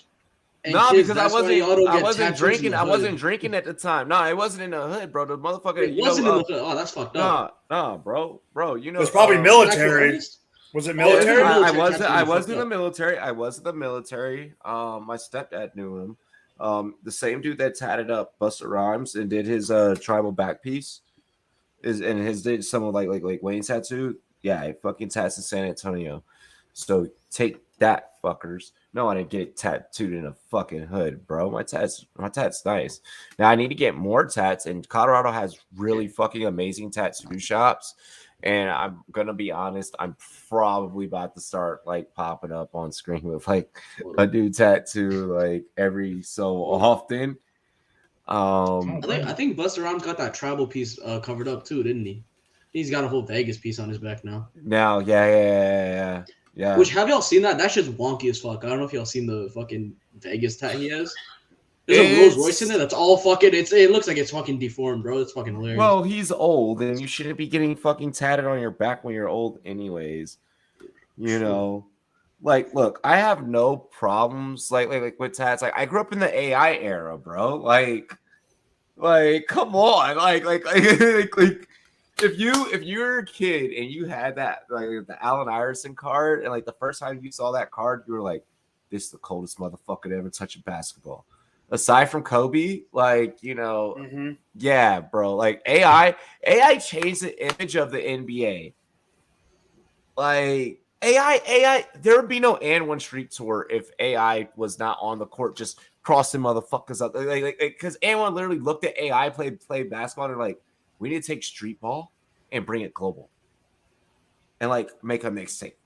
And like, bro, for real, yo. Bro, I have nothing. Mixtapes were like the best thing. The mixtapes were like the best thing that ever happened to basketball. Bro, I swear to God. Dude, have you seen how rich the professor is now? So yes, him and Bone Collector. Bro, the professor's brother coaches NAIA college a few miles away from where I work, and he coached the local high school. And professor came and freaking like practiced with them all the freaking time. There's videos all over. Hey, what's up, David? Dude. For real, bro. If the split is Aita, don't even pass it to me. Y'all won't get that shit. But whoever made this comment, if the split is Aita, don't pass it to me. Come on. All right, y'all just went dead silent, but yo, this motherfucker definitely gets that. I didn't see the comment. The fucking pissed off Shane Wright, bro. Wow. The balling up rules. Toronto has balling up rules. It's a fucking viral TikTok that went around. Oh my God. I don't trust the Toronto man's giving a tattoo with the Nike. Was that K-Showtime that did that? Wait, so wait, do y'all not? Is this like no? No, so look, on tattoos in Canada? No. So it was a random like chick, like Asian hood chick, faking a Toronto accent, and she went, she like the fakest, worst Toronto accent, like hood man accent. She goes, "If you're from Toronto, we have balling up rules. Rule number 1: if the spliff is Aita, don't even pass it to me, fam.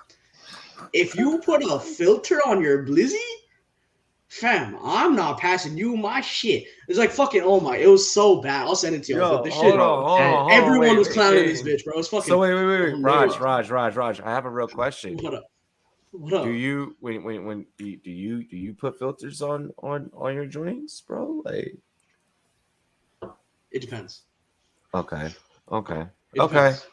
I prefer the filter. I like the filter. I'm okay with it, but I will say this much: my spliff will always be Aita. Fucking leaving tobacco in that shit, not for me. Can we So explain Aita Aita? means so an Aita is a blunt without any tobacco left in it. Yeah. So like So a blunt? Like, just scrapes all the no, so that's what I'm saying. So there's blunts where people leave some tobacco in there. You know what I'm saying? That's a spliff, Like, man. Fucking same shit. I'm too tired for this shit. But yeah, so an Aita, when it's Aita, that means there's no tobacco left in it. Which I don't know why the fuck people prefer that in the first place. Yeah, well, I'm out on that shit. That's definitely some European shit. It's like when I was stationed overseas, like that's how they smoked, and I was like, y'all are weird.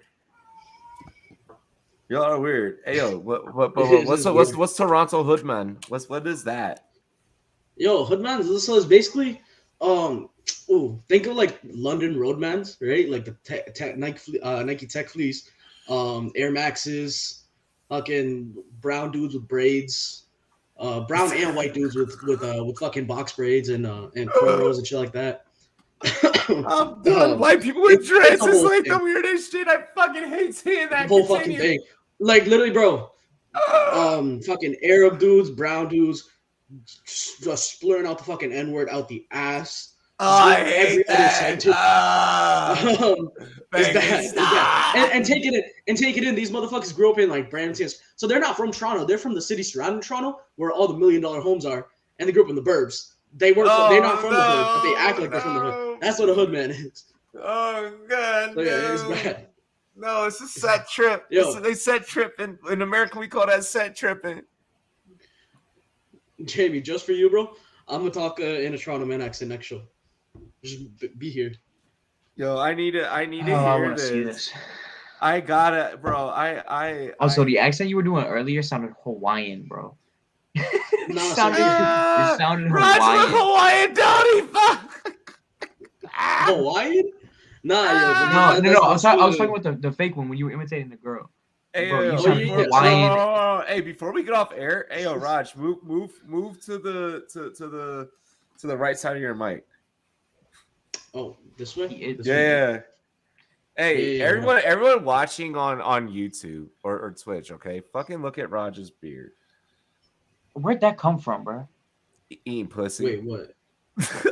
Oh, the beard. Oh, what the fuck? I was so confused.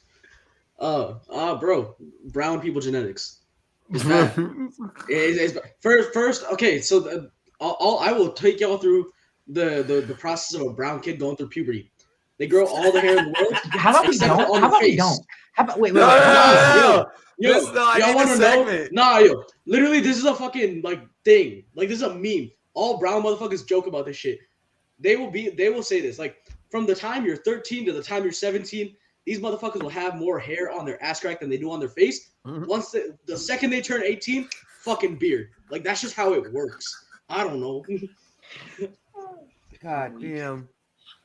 How do we get from tattoos to ass hair? I don't know, man. I don't know. Ass hair on Rogers. Brown people ass hair. I swear. I swear. One time, I just want someone to make like a flow chart of what we talk about in this show. No. To just see how it goes from like up here to all the way around. It's only 8 o'clock. And to look back at it. Bro. Damn, I wish. Hey, listen. That would be the greatest thing to make. I am your. Meanwhile, you're your like favorite podcast, favorite fucking podcast. We can guarantee that one thing on this show. We are going to be your favorite podcast, Mike, every what time. I would give to have Rumboyz be over at almost 8 o'clock. When we say after dark, we're talking after dark. After dark, yeah. Like, East Coast. It's built. I'm sitting here at like 8 o'clock saying, "Is it time for Rumboyz yet? Is it time for Rumboyz yet?" Bro, it's built for an East Coast audience. It's meant to be a late night fantasy football show. I love it. But I'm saying, I'm trying to be the fantasy football Jimmy Kimmel in this bitch. All right, fuck. Let me have a bigger pool than Kanye. I have work at 6 a.m. I'm gonna be dead tomorrow. Oh my gosh. Well, toss my screen up on this. Toss my screen share, bro. All right, wait. This is the fucking TikTok for you. Oh no. Is this up? In Toronto, we literally have balling up rules. If the spliff is Aita, don't even pass it to me. If we link to ball up and you don't even have your own like I'm not passing my team to you still. Please, if you put a filter on your Splizzy or your Blizzy, no, don't even pass that shit to me. And everyone knows, like, if you don't really like the person, you better have your own full Splizzy, you know, because we're not sharing. If your grabba smells funny, and we all know that one person who swears they have the best grabba, and then it smells like crazy bad, like you know it's not hot, I'm not smoking it. Leave in the comments what other rules about balling up y'all have. My gosh, it's a vibe after dark. I love it. I love it. That's someone that definitely watches my content. Raj, remove your damn screen. Yo, fuck that. She was weird. She's a poser. So yeah, I don't like chicks like that. Where the fuck did Raj? He does this every time. This is why I don't like giving him producer rights. I don't. Someone get him back. His own tab. Yes, someone get him back while we get into outros. Yes, he does this every fucking time. Here he is. Here he is. Sorry, guys. I'm weak. All righty, let's get into outros, ladies and gentlemen. Can we say something about tech support and Raj? Like, God damn it, Pat. The fact his job is actually on a computer too, though. Yeah, no, True. My job does revolve around computers and a lot of other stuff that I won't discuss on this show. it's porn, isn't it? It is porn. Only rum. How do you think his beard grew so fast? Fertilizer. Come on. Raj, do your fucking outro so we can get out of work. Okay. Follow me at FFB Raj. That's about it. I'm excited for football this weekend. Yeah, fucking J-Love. Gosh. Yeah, follow me on Twitter, Rumboyz Love. Yeah, that's all for me too. Follow me at St. Patrick FF on Twitter, and I'm right here on the Rumboyz. You can find me at Drop the Mic FF. You can find me with Going for Two, and always here. Robbie, your turn.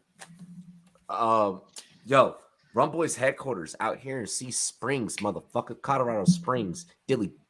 You all right? No, I'm kidding. That's not my outro.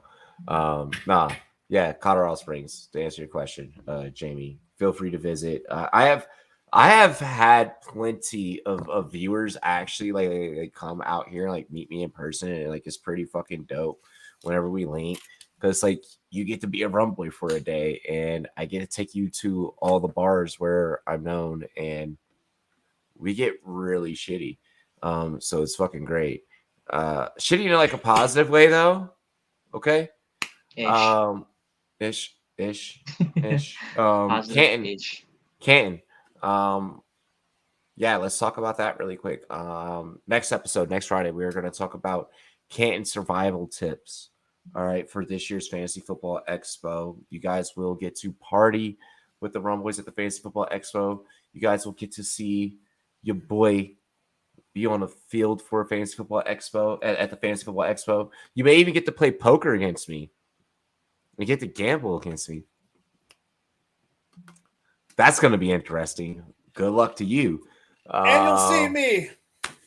Yeah, no, yeah, we're all going to be together. I might be there. I won't be. No, fuck. God damn it. PTO is a bitch and a baby. My work once, my luckily like with my new full time, like they're like, no, like take days off. They're like, please be sane, mentally healthy to be able to work. They're like, oh, you have to deal with $multi-million. Please be healthy. Yeah. So I fucking love it. So I'm gonna take like 2 days off, a day to fly out and a day to fly back and sleep all day, and study film. Yeah, because that's what we got to start doing. Other than that, all 22 promo code Rumboyz, Monkey Knife Fight, promo code Rumboyz. Download the Stacks app. Follow me, Rumboyz Robbie. Follow all these guys. Why? Because they're fucking fire. That's